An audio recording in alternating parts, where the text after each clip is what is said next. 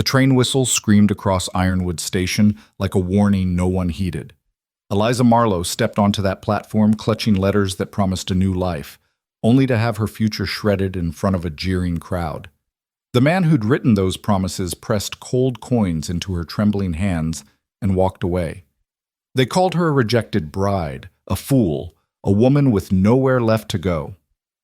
But before the dust settled, a millionaire rancher saw something everyone else missed and claimed her as his own before she could even catch her breath. Welcome to a story of fire, redemption, and iron-willed love. Stay with me until the very end and drop a comment with your city so I can see how far this tale has traveled. Now, let's begin. The autumn of 1887 arrived in Montana Territory with the kind of cold that made your bones ache before your skin even registered the chill. It was the sort of season that separated the dreamers from the survivors, the foolish from the wise. Eliza Marlowe had spent the entire train ride from Boston convincing herself she was neither foolish nor wise, just desperate enough to be brave. The railway car rocked and clattered over endless miles of wilderness, each rotation of the iron wheels carrying her further from everything she'd ever known and closer to a future she'd negotiated entirely through ink and paper. 26 years old, educated beyond what was practical for a woman of modest means, and suddenly orphaned when fever took both her parents within a week of each other, Eliza had faced a choice that wasn't really a choice at all. Accept her uncle's generous offer to live as an unpaid governess to his 7 unruly children, or answer one of the matrimonial advertisements that filled the back pages of respectable newspapers. She'd chosen the advertisement. She'd chosen Thomas Denton. His letters had been proper, pleasant, promising. He was a merchant in Ironwood Station, he'd written, a man of 32 with a successful dry goods business and a respectable home. He wanted a wife who could read, who understood numbers, who wouldn't faint at hard work. He'd enclosed a photograph, a stern-faced man with a neat mustache and careful eyes, not handsome, but not cruel-looking either. Safe, Eliza had thought, a safe harbor in a storm that had already taken everything else. She'd written back. He'd responded. 3 months of correspondence had built something that resembled courtship, if you squinted at it from the right angle and didn't think too hard about the fact that they'd never actually met. He'd sent a bank draft for her train fare. She'd sold her mother's jewelry to buy a proper traveling dress and had her best gowns cleaned and pressed. She'd packed her father's books because she couldn't bear to leave them behind, even though they made her trunk impossibly heavy. And now, after 6 days of rattling across America's vast middle, through landscapes that shifted from civilized to wild with startling abruptness, she was here. Ironwood Station, Montana Territory.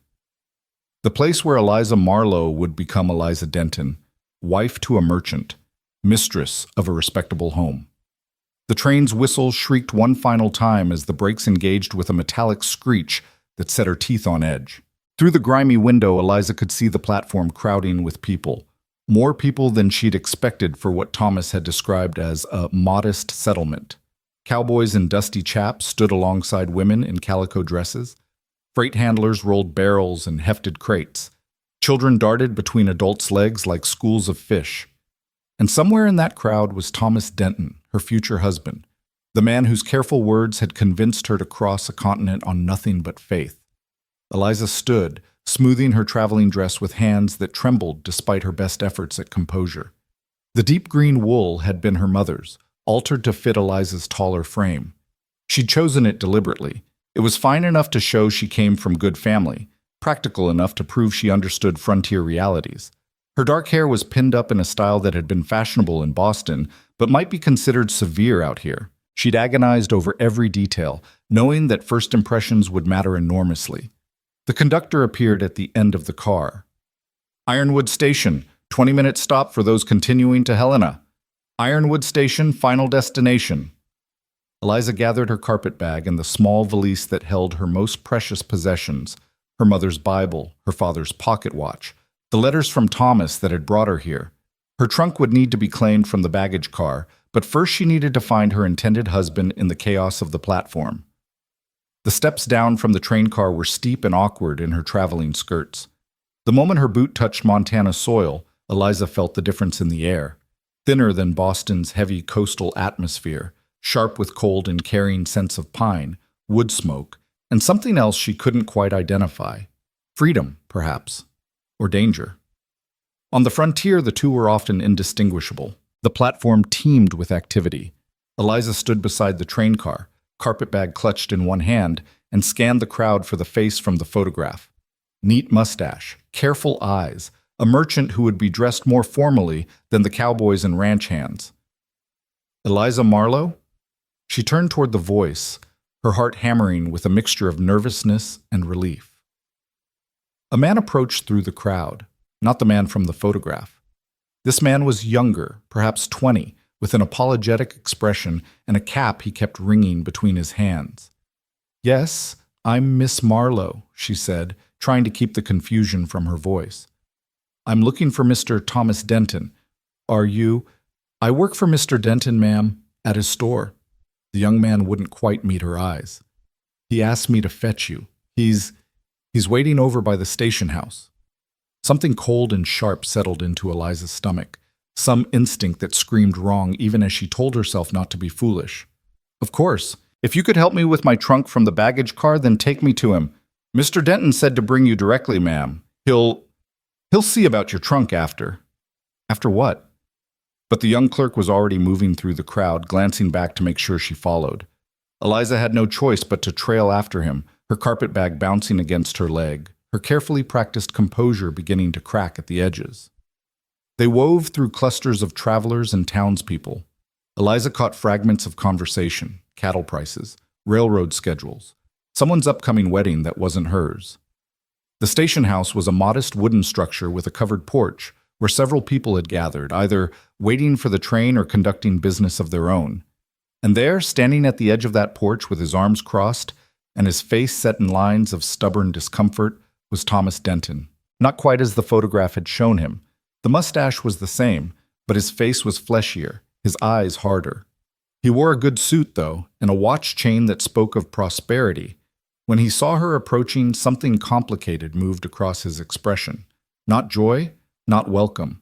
Something closer to resignation flavored with guilt. "Miss Marlowe." He didn't move to greet her, didn't offer his hand, didn't smile. "You made the journey safely, I see." "Mr. Denton." Eliza stopped a few feet away from him, suddenly aware of how many people were watching. The platform had gone quieter, conversations dropping to whispers as the townspeople realized some drama was unfolding. "I'm very glad to finally meet you in person. My letters were a mistake." The words hit her like a physical blow. Eliza felt the blood drain from her face, felt the careful composure she'd been maintaining for 6 days crack and shatter. "I'm sorry?" "A mistake." Thomas Denton's voice was flat, practical. The voice of a man conducting an unfortunate but necessary piece of business. "I've been reconsidering the arrangement. I don't think marriage is the right path for me at this time." The platform wasn't just quiet now. It was silent. Every eye was on them. Eliza could feel the weight of those stares, feel the scandalous delight rippling through the crowd. A mail-order bride rejected on the platform before she'd even set foot in town properly. This would be the gossip that sustained Ironwood Station for months. "You've been reconsidering." Eliza's voice sounded strange to her own ears, distant and controlled. "For how long?" Thomas had the grace to look uncomfortable. "A few weeks. I meant to write you to tell you not to come, but you didn't." Something hot and furious was building in Eliza's chest, burning away the shock and humiliation. "You cashed my letter of acceptance. You sent the bank draft for my train fare. You exchanged correspondence with me for 3 months, building expectations, making promises. And you couldn't find the time to write one letter telling me not to upend my entire life? Now, Miss Marlowe, there's no need to make a scene." "A scene?" Eliza's laugh was sharp enough to cut glass. "Mr. Denton, you've orchestrated this scene beautifully.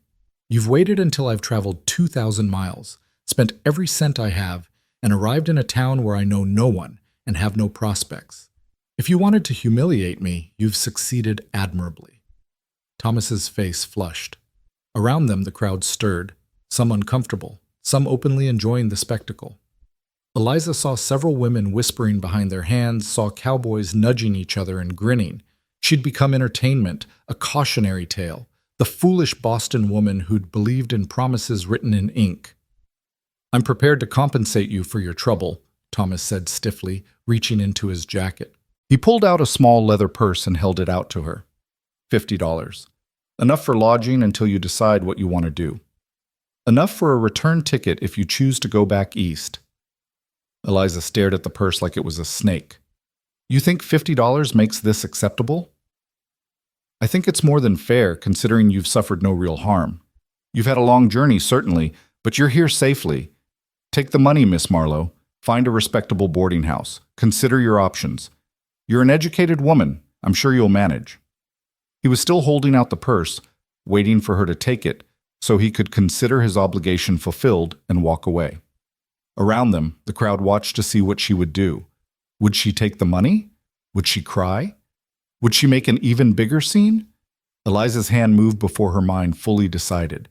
She took the purse, felt its weight, and then made herself meet Thomas Denton's eyes squarely. "Thank you," she said, her voice carrying across the now silent platform. "Thank you for showing me exactly what kind of man you are before I made the catastrophic mistake of marrying you. $50 is a small price to pay for that particular revelation." She turned on her heel, intending to walk away with whatever dignity she could salvage, intending to find her trunk and figure out what came next, even as panic clawed at her throat. But she'd taken only 2 steps when she heard the shout, "Look out!" Eliza turned just in time to see the barrel. Later, she would piece together what happened. A freight handler had stacked cargo carelessly, a barrel of nails had slipped its rope, and now 100 pounds of iron-bound wood was rolling directly toward her with gathering speed. She froze, trapped between the instinct to run and the confusion of not knowing which direction was safe. The impact never came. Instead, she felt hands, large, strong, capable hands, seize her waist and lift her clear off the ground. She had a dizzying impression of movement, of being swung aside like she weighed nothing, of the barrel thundering past close enough that she felt the wind of its passage. Then she was on her feet again, still held steady by those hands, and a deep voice was speaking close to her ear. "You all right, miss?" Eliza turned to look at her rescuer and found herself staring up and up at one of the most striking men she'd ever seen. He was tall, easily over 6 feet, with shoulders that seemed to blot out the sun. His face was weathered but not old, maybe 35, with strong bones and eyes the color of storm clouds. He wore range clothes, dusty boots, worn denim, a leather vest over a work shirt, but everything about him spoke of authority, of command, of a man accustomed to being obeyed without question. Yes, thank you. That barrel would have..." She couldn't finish the sentence. "Would have killed you." He said it matter-of-factly, without melodrama. "Freight handlers get careless when they're rushing. You're new to town." It wasn't really a question. Eliza was suddenly painfully aware of her fine Boston dress, her carefully styled hair, the carpetbag that marked her as a traveler. She was also aware that the man was still holding her waist, steadying her, and that his hands were warm through the layers of her clothing. "I just arrived," she managed. The mail-order bride Denton rejected. The man's expression didn't change, but something flickered in those gray eyes. "I apologize. That was blunt. I'm Grant Callahan." The name meant nothing to Eliza, but it clearly meant something to the crowd. She heard whispers ripple outward. "Callahan, that's Grant Callahan. What's he doing here?" And saw Thomas Denton's face go pale. "Mr. Callahan, this doesn't concern you," Thomas said, his voice tight. "Miss Marlowe and I have concluded our business. Have you?" Grant Callahan finally released Eliza, but he didn't step back. He turned to face Thomas, and somehow that movement seemed threatening despite its apparent casualness. "So you brought a woman 2,000 miles on promises you made, then threw coins at her, and figured that settled the account?" "I compensated her fairly for what? For making her the subject of gossip from here to Helena? For leaving her stranded in a strange town with no prospects and no support?" Grant's voice was calm, conversational even, but there was iron underneath. "That's your idea of fair dealing?" Thomas's face flushed an ugly red. "My relationship with Miss Marlowe is none of your concern, Callahan. You may own half the county, but you don't own me or my decisions." "True enough." Grant's smile didn't reach his eyes. But I do have a say in what happens on my land and in businesses that depend on my goodwill. Seems to me a man who treats women this way might not be someone the ranchers want to do business with. Word spreads fast out here, Denton. Fast and far. It was a threat, delivered so smoothly that it took Eliza a moment to recognize it as such. Thomas recognized it immediately. His face went from red to white, and his hand clenched on the small purse he'd given Eliza. "This is extortion," Thomas said, but his voice had lost its certainty. "This is consequence," Grant corrected. "You want to break promises and leave women stranded? That's your business. But don't expect the rest of us to pretend it's honorable behavior."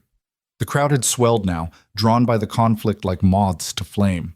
Eliza saw shopkeepers in aprons, ranch hands still dusty from the trail, women in their market day dresses, all watching to see how this confrontation would resolve. She also saw that many of them were nodding at Grant's words, their expressions sympathetic toward her and disgusted with Thomas.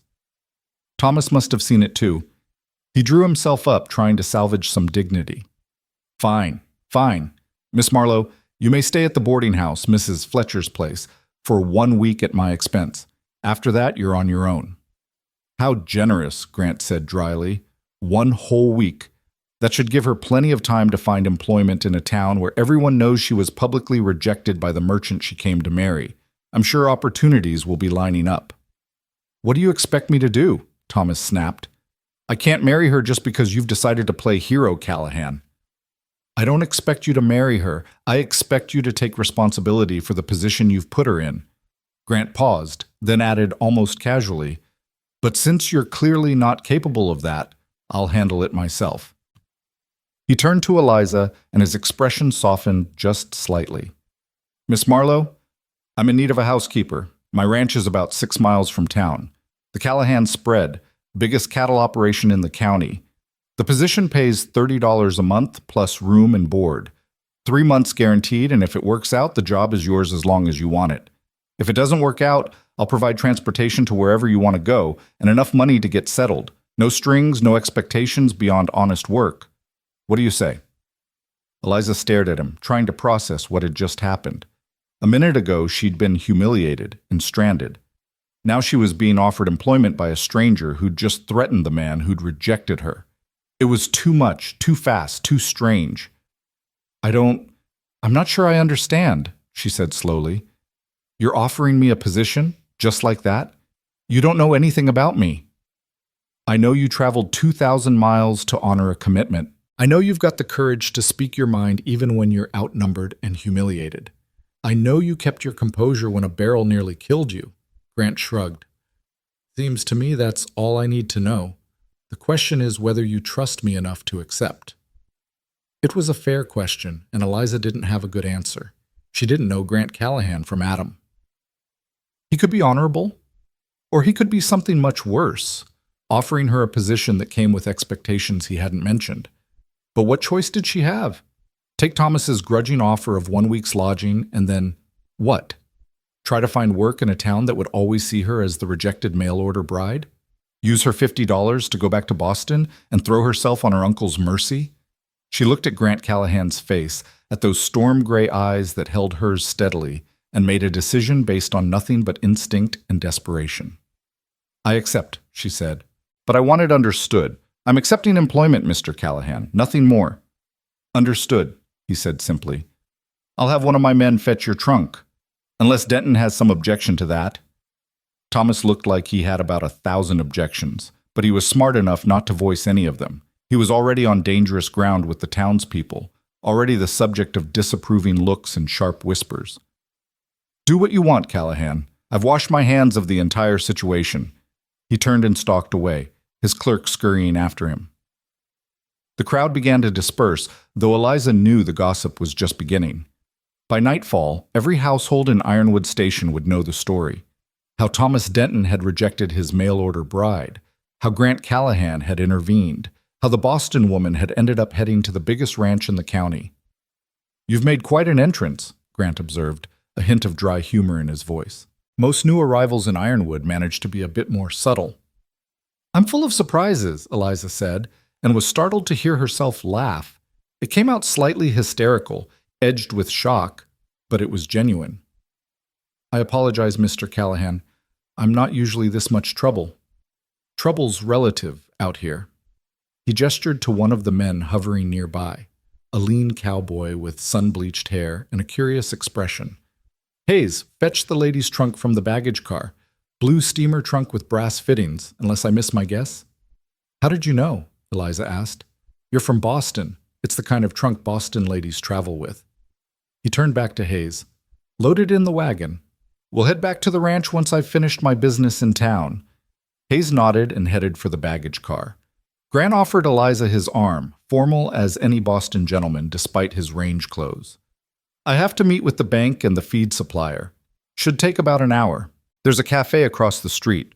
Decent coffee and pie if you're hungry. Or you can walk around town a bit, get your bearings, just stay out of Denton's store." "I have no intention of ever setting foot in Thomas Denton's store," Eliza assured him. "Good." He paused, studying her face. "Miss Marlowe, I meant what I said. This is employment, nothing more. I need someone to manage the house. It's been let go since my mother passed 2 years ago. I need someone who can cook for a bunkhouse full of cowboys, handle linens and cleaning, maybe tend a vegetable garden if you've got the skill for it. It's hard work, but it's honest work. I won't expect anything beyond that, and I won't tolerate anyone on my ranch making you uncomfortable. You'll have your own room, your own space. Clear?" "Clear," Eliza said, though she still couldn't quite believe this was happening. "But I should be honest with you too, Mr. Callahan. I've never been a housekeeper before. I was raised to be a gentleman's daughter, not a servant. I can cook and clean because my mother taught me, but managing a ranch house is going to be new territory." "Everything's new territory until you learn it," Grant said. "You strike me as someone who can learn. That's all I'm asking." He escorted her across the dusty street to the cafe, a cheerful establishment with gingham curtains and the smell of fresh bread wafting from within. Inside, several patrons looked up curiously when they entered. Grant nodded to them but didn't stop to chat, just saw Eliza settled at a corner table and signaled the waitress. "Bring Miss Marlowe whatever she wants," he told the girl, a fresh-faced young woman with flour on her apron. "Put it on my account." "Yes, Mr. Callahan," the waitress said, bobbing a curtsy that seemed oddly formal for the frontier. She turned to Eliza with open curiosity. "What can I get you, miss?" "Just coffee, please," Eliza said. Her stomach was too knotted for food. "And a slice of apple pie," Grant added. "She's had a rough morning." He touched the brim of his hat to Eliza, a curiously old-fashioned gesture, and left. Through the cafe window, Eliza watched him stride down the street, noticed how people made way for him, how men nodded in greeting and women smiled. He was someone important here, someone with power and influence, and he just publicly championed her against Thomas Denton. "Here you go, miss." The waitress set down a steaming cup of coffee and a generous slice of pie. She lingered by the table, practically vibrating with curiosity. "I heard what happened at the station. That was something. Mr. Denton should be ashamed of himself." "Yes, he should," Eliza agreed, too exhausted for pretense. "Mr. Callahan's a good man," the waitress continued, clearly eager to share local wisdom. "Stern, but fair. Works harder than any hand on his ranch. Lost his wife about 5 years back. Terrible tragedy. Childbirth took her and the baby both. His mother kept house for him after that, but when she passed," she shook her head, "the ranch house has needed a woman's touch, something fierce. You'll have your work cut out for you, but Mr. Callahan will treat you right. He's not the kind to take advantage." It was reassurance, Eliza realized. Information meant to ease her mind. She managed a smile. "Thank you. That's good to know." The waitress nodded and moved away to tend to other customers, leaving Eliza alone with her coffee and pie. She sipped the coffee, strong and bitter, and nothing like the delicate brew she'd been accustomed to in Boston, and tried to make sense of the morning that had just upended her entire future. She'd come to Ironwood Station expecting to become a merchant's wife. Instead, she'd been publicly rejected, nearly killed by a runaway barrel, and was now employed as a housekeeper to a cattle rancher she'd met 10 minutes ago. It was absurd. It was terrifying. It was nothing like the safe, respectable future she'd planned. But sitting in that cafe, watching the life of Ironwood Station unfold through the window, Cowboys riding past, wagons creaking down the street, women with market baskets chatting on corners. Eliza felt something she hadn't expected. Relief. Thomas Denton had rejected her, yes, but now that the shock was wearing off, she could admit the truth. She hadn't wanted to marry him. Not really. She'd wanted security, respectability, a place to belong after losing her parents.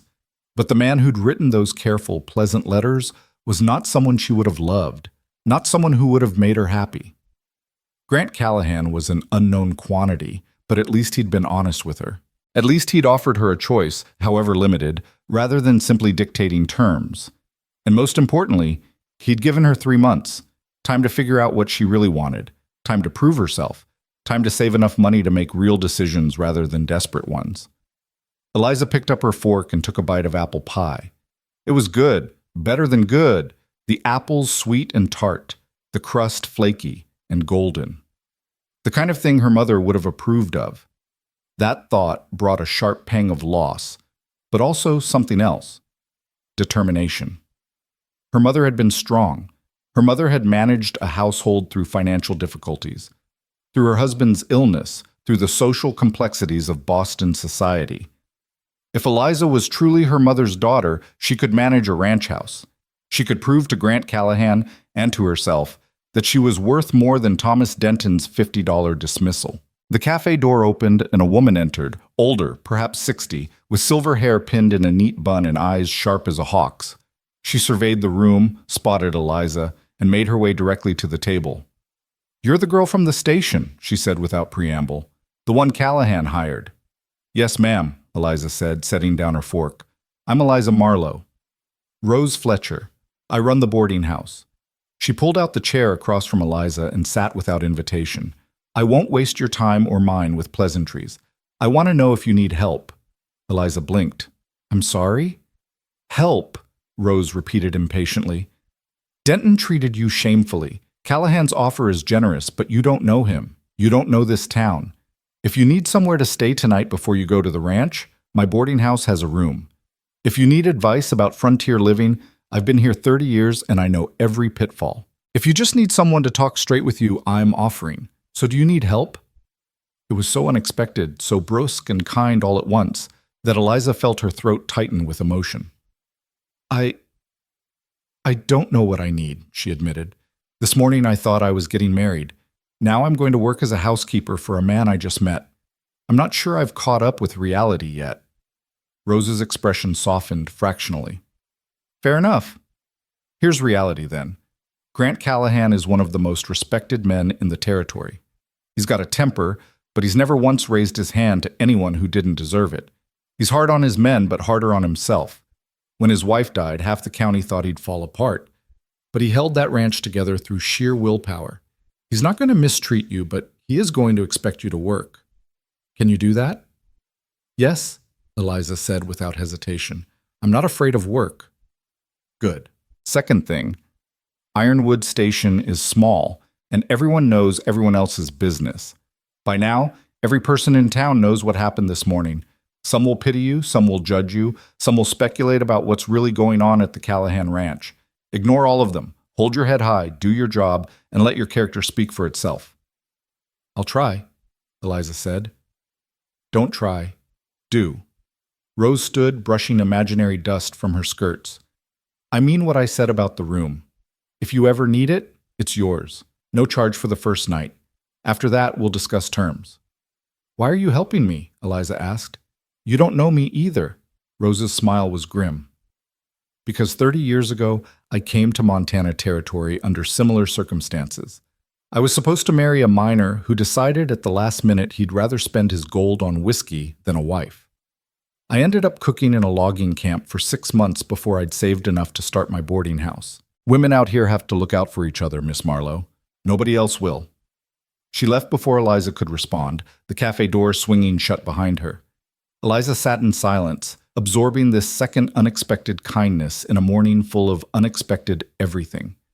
Maybe the frontier wasn't just about hardship and isolation. Maybe it was also about people who spoke plainly, who offered help without pretense, who judged you by what you did rather than where you came from. Or maybe she was being naive, and the challenges ahead were more than she could imagine.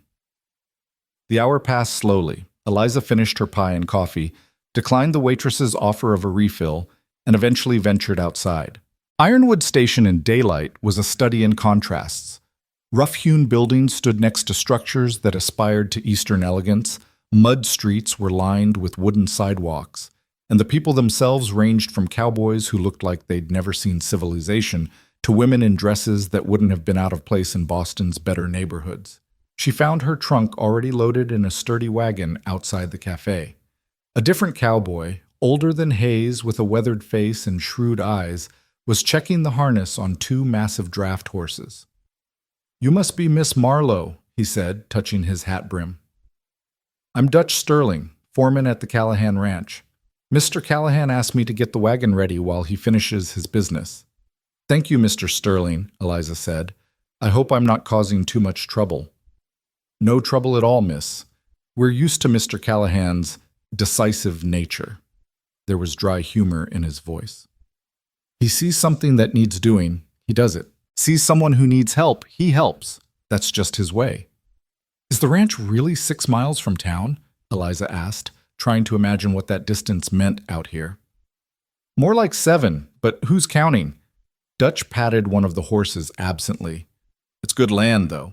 River runs through the property, plenty of grazing, timber in the foothills. Mr. Callahan's built something solid there. You'll see." Grant appeared a few minutes later, his business apparently concluded. He swung up onto the wagon seat with easy grace and offered Eliza his hand to help her up. She settled on the bench seat, suddenly aware that she was committed now, leaving town, heading into unknown territory with a man she'd met less than 2 hours ago.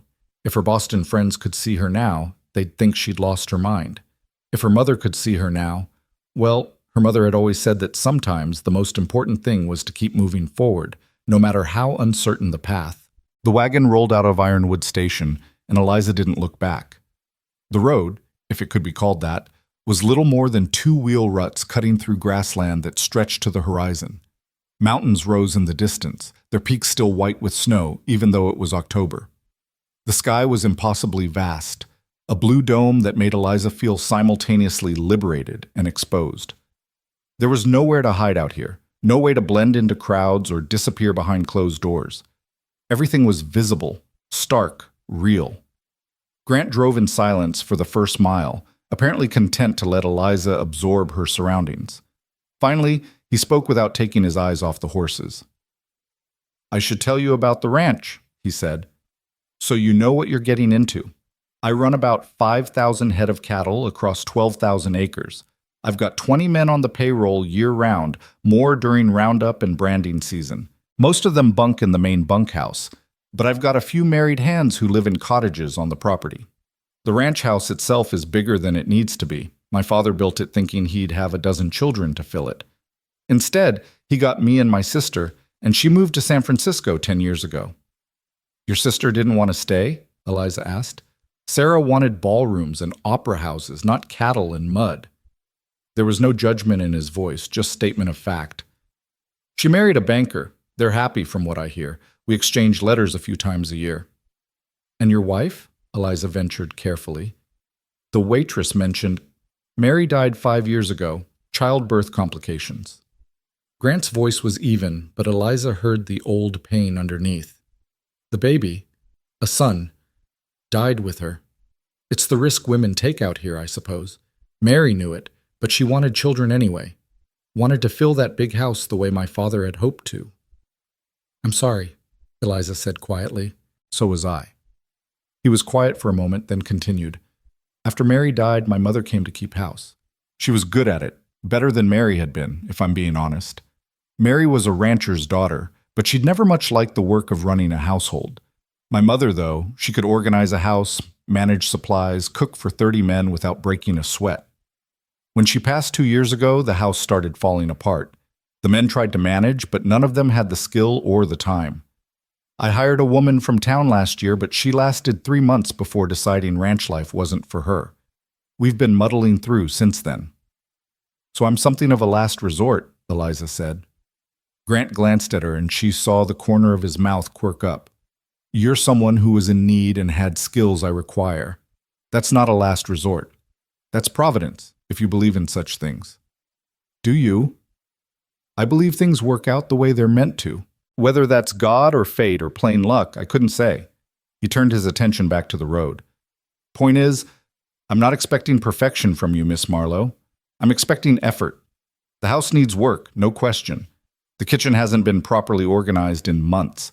The linens need attention. The floors haven't seen a decent scrubbing since my mother died. But all that can be fixed with time and work. What I need is someone who won't quit when things get hard.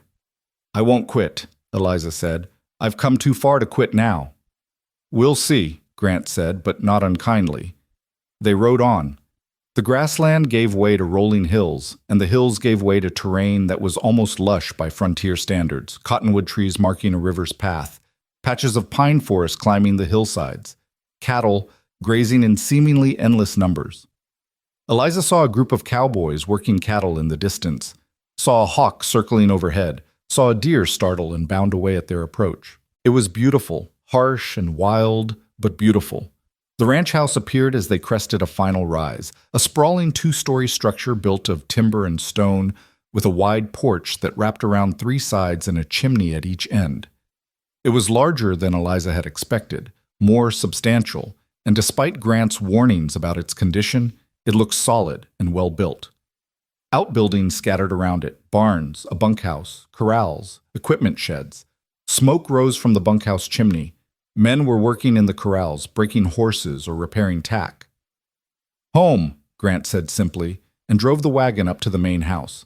He helped Eliza down, then gestured for Hayes and another hand to unload her trunk. Take it up to the front bedroom on the second floor, he instructed, the one that faces the river. To Eliza, he said, I'll give you a tour. Brace yourself. It's not pretty. He hadn't been exaggerating. The house's exterior might look solid, but the interior told a different story. The front hall was dusty, the floor scuffed and muddy from men tramping through without thought. The parlor, a grand room with a stone fireplace and large windows, was cluttered with tack, old newspapers, and what looked like months of accumulated debris. The dining room was better, but only because it was clear no one had used it in ages. The kitchen, which should have been the heart of the house, was a disaster of unwashed pots, supplies stacked haphazardly, and a general air of chaos. Like I said, Grant remarked, watching Eliza's face, it needs work. It needs a miracle, Eliza corrected, but she was already rolling up her sleeves mentally, already categorizing what needed to be done first, second, third. But miracles can be managed with enough soap and determination. Grant's laugh was surprised and genuine. I think I hired the right woman. He showed her the rest of the house, a library that had been taken over by account books and ranch paperwork, several unused bedrooms thick with dust, and finally, her own room. It was clean, at least, with fresh linens on the bed and curtains that, while faded, were still intact. Someone had made an effort here, and Eliza appreciated it. You'll take your meals with me, Grant said. Unless you prefer to eat in the kitchen, but I'd rather have the company for dinner. Breakfast and lunch are more casual. Eat when you're hungry, whatever you can find. Dinner's at 7, after the men are fed in the bunkhouse. You'll be cooking for them too, but Dutch has a rotation of hands who help with that. You just need to organize it and make sure the food's decent. Understood, Eliza said. I'll let you settle in. If you need anything, find Dutch or come find me. I'll be working stock in the north pasture most of the afternoon. He paused at the door. Miss Marlowe, thank you for taking the chance. I know this isn't what you signed up for when you got on that train. No, Eliza agreed, but neither was being rejected on a train platform. At least this way, I'm choosing my own path forward. Grant nodded, something like respect in his eyes, and left. Alone in her new room, Eliza sat on the edge of the bed and let herself feel everything she'd been holding back all morning. The humiliation of Thomas's rejection, the terror of the near miss with the barrel, the strange, complicated gratitude she felt toward a man who was still essentially a stranger, the overwhelming uncertainty of what came next, and underneath it all, something else, a tiny spark of excitement. She was here. She was employed. She had 3 months to prove herself, to figure out who she was when she wasn't trying to be the perfect Boston lady or the ideal mail-order bride. Maybe, just maybe, Ironwood Station and the Callahan Ranch would turn out to be exactly where she needed to be. Eliza stood, smoothed her travel-worn dress, and went downstairs to begin the work of transforming a neglected house into a home. The first week at this Callahan ranch taught Eliza more about herself than the previous 26 years combined. She learned that her hands could blister and heal and blister again, that her back could ache in ways she'd never imagined, and that satisfaction could come from something as simple as a clean floor or a well-organized pantry. She learned the rhythm of ranch life, the early mornings when the world was still gray and cold, the midday heat that made even thinking feel like labor, the evenings when exhaustion and accomplishment blended into something close to contentment. She also learned that Grant Callahan was a man of contradictions. He could be gruff to the point of rudeness, barking orders at his men with military precision, but she'd watched him spend an hour doctoring a calf with an injured leg, his large hands surprisingly gentle. He drove himself harder than anyone on the ranch, working from before dawn until after dark, but he never asked his men to do anything he wouldn't do himself. He'd given Eliza clear instructions about her duties and then left her alone to figure out her own methods. But she'd noticed small things, firewood stacked by the kitchen door without her asking, a new washboard appearing when the old one cracked, her bedroom window fixed so it no longer rattled in the wind. He was, she decided by the end of that first week, fundamentally decent in a way that Thomas Denton had only pretended to be. The kitchen had become her domain. She'd spent the first 2 days just cleaning, scrubbing years of accumulated grease from the massive cast-iron stove, organizing supplies that had been shoved into cabinets with no system, washing every dish and pot until her hands were raw. The cowboys who rotated through kitchen duty watched her work with expressions ranging from admiration to mild terror, especially after she'd dressed down a hand named Billy for tracking mud across her freshly scrubbed floor. "She's got steel in her spine," she'd overheard Dutch tell Grant. "Reminded me of your mother, the way she lit into Billy. He apologized 3 times. "Good," Grant had replied. About time someone brought order to that kitchen. By the second week, Eliza had moved beyond basic cleaning to actual cooking. The first few meals had been tentative, simple stews and biscuits, nothing fancy, but the men had eaten with enthusiasm that suggested they'd been surviving on burned beans and tough beef for months. Encouraged, she'd started experimenting with the supplies available, making use of the root cellar's vegetables, the dried herbs hanging in the pantry, even the wild greens she found growing near the river. It was during one of these riverside foraging expeditions that she first encountered real trouble. She'd ventured perhaps a quarter mile from the ranch house, following the cottonwood-lined path that Grant had told her was safe for walking. Her basket was half full of watercress and wild onions when she heard the horses, 3 riders moving fast along the river trail. They reined in when they spotted her, and something about the way they looked at her, calculating and cold, made Eliza's stomach tighten with instinct. "Well now," the lead rider said, walking his horse closer. He was perhaps 40, with a face that might have been handsome before drink and meanness carved lines around his mouth. "What do we have here? You're new. Don't recall seeing you before." "I work at the Callahan Ranch," Eliza said, keeping her voice steady despite the fear crawling up her spine. "I'm gathering herbs for the kitchen." "Callahan Ranch," the man repeated, glancing at his companions. They were cut from similar cloth, rough men with guns on their hips and expressions that suggested they enjoyed using them.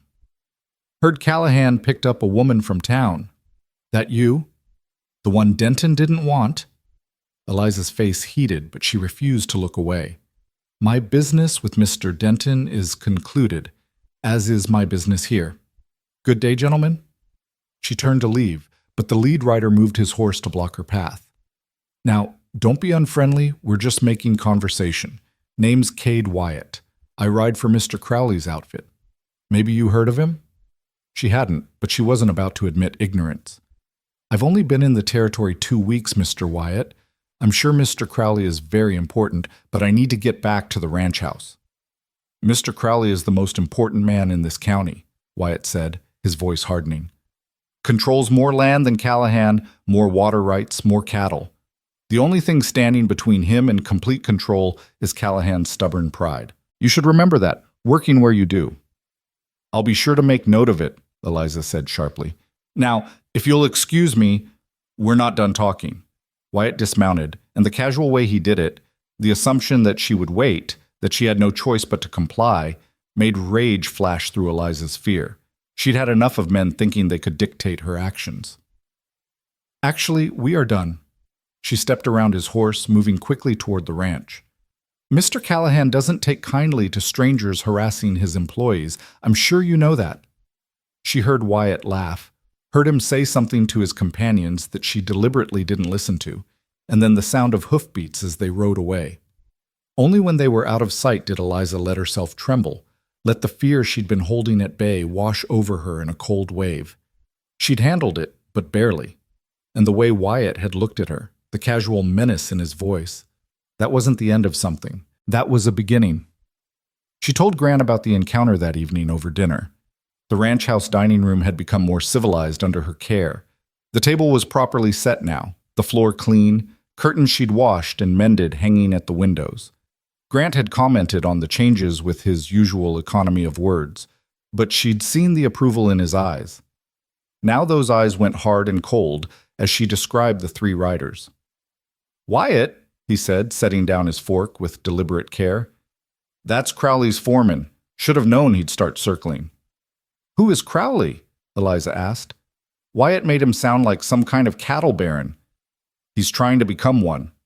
Grant's voice was tight with controlled anger. "Marcus Crowley showed up 5 years ago with money from back east and ambition to match. Started buying up small ranches, consolidating land. He's got a big operation now, bigger than mine in some ways.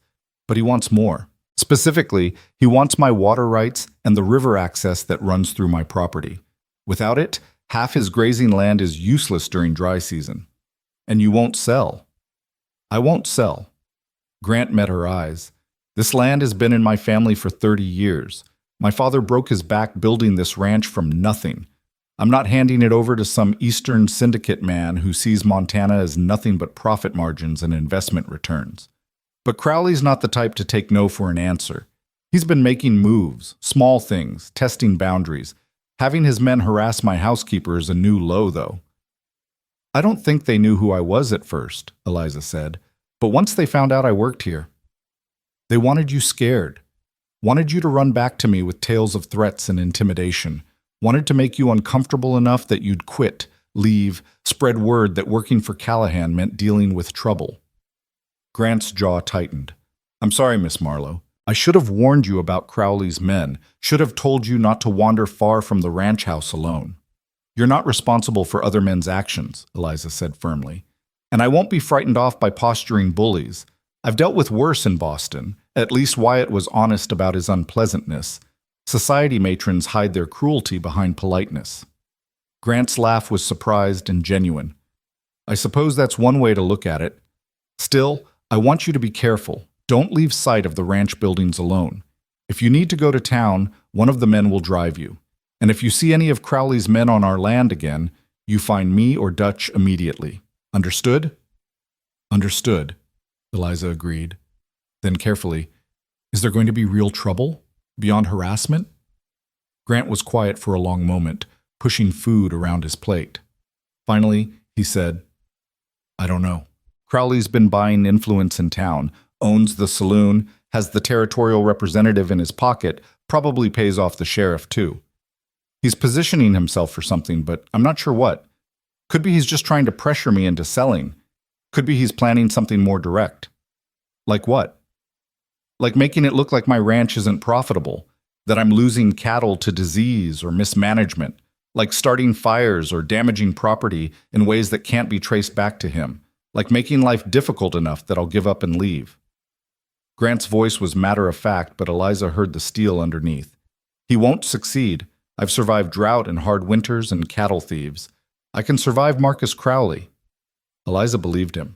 There was something immovable about Grant Callahan, something that suggested he'd dig in his heels and hold his ground no matter what came at him. It should have been reassuring, but instead it made her uneasy. Immovable objects, her father used to say, sometimes got crushed by unstoppable forces. The next morning brought a different kind of challenge.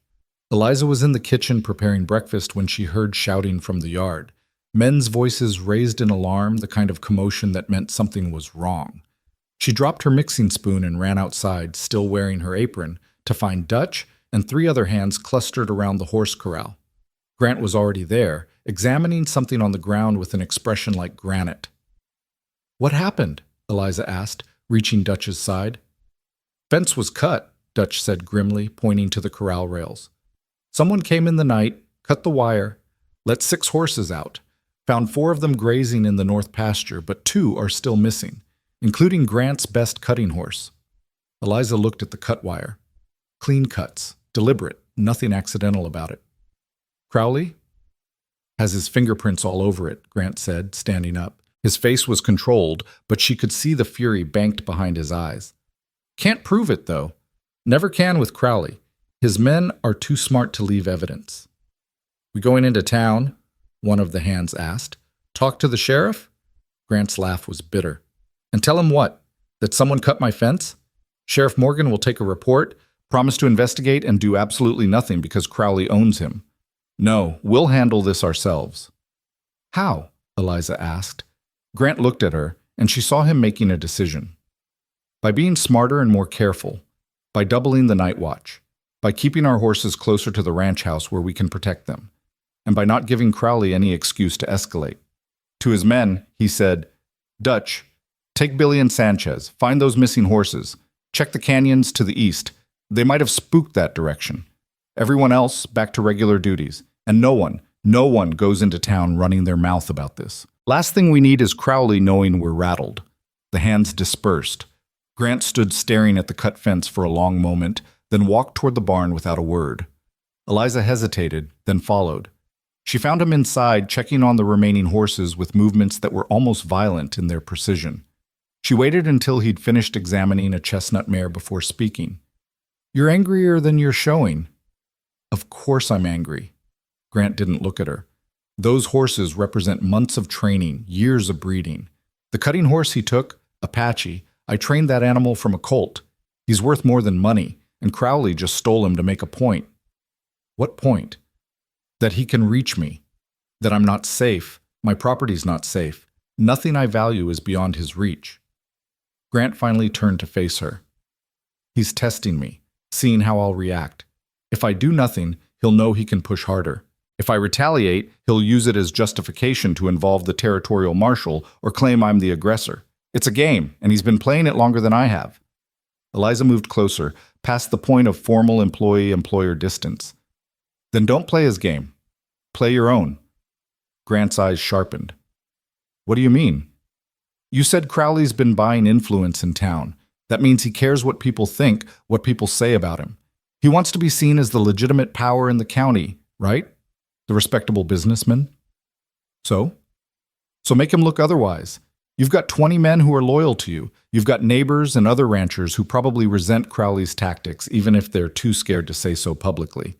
You've got a reputation as a fair, honest operator. Use that. Every time Crowley makes a move, make sure people know about it, not as whining or complaining, but as facts. Let the territory see him for what he is. Grant stared at her for a long moment, something like surprise crossing his features. You're suggesting I fight him politically? I'm suggesting you fight him smart.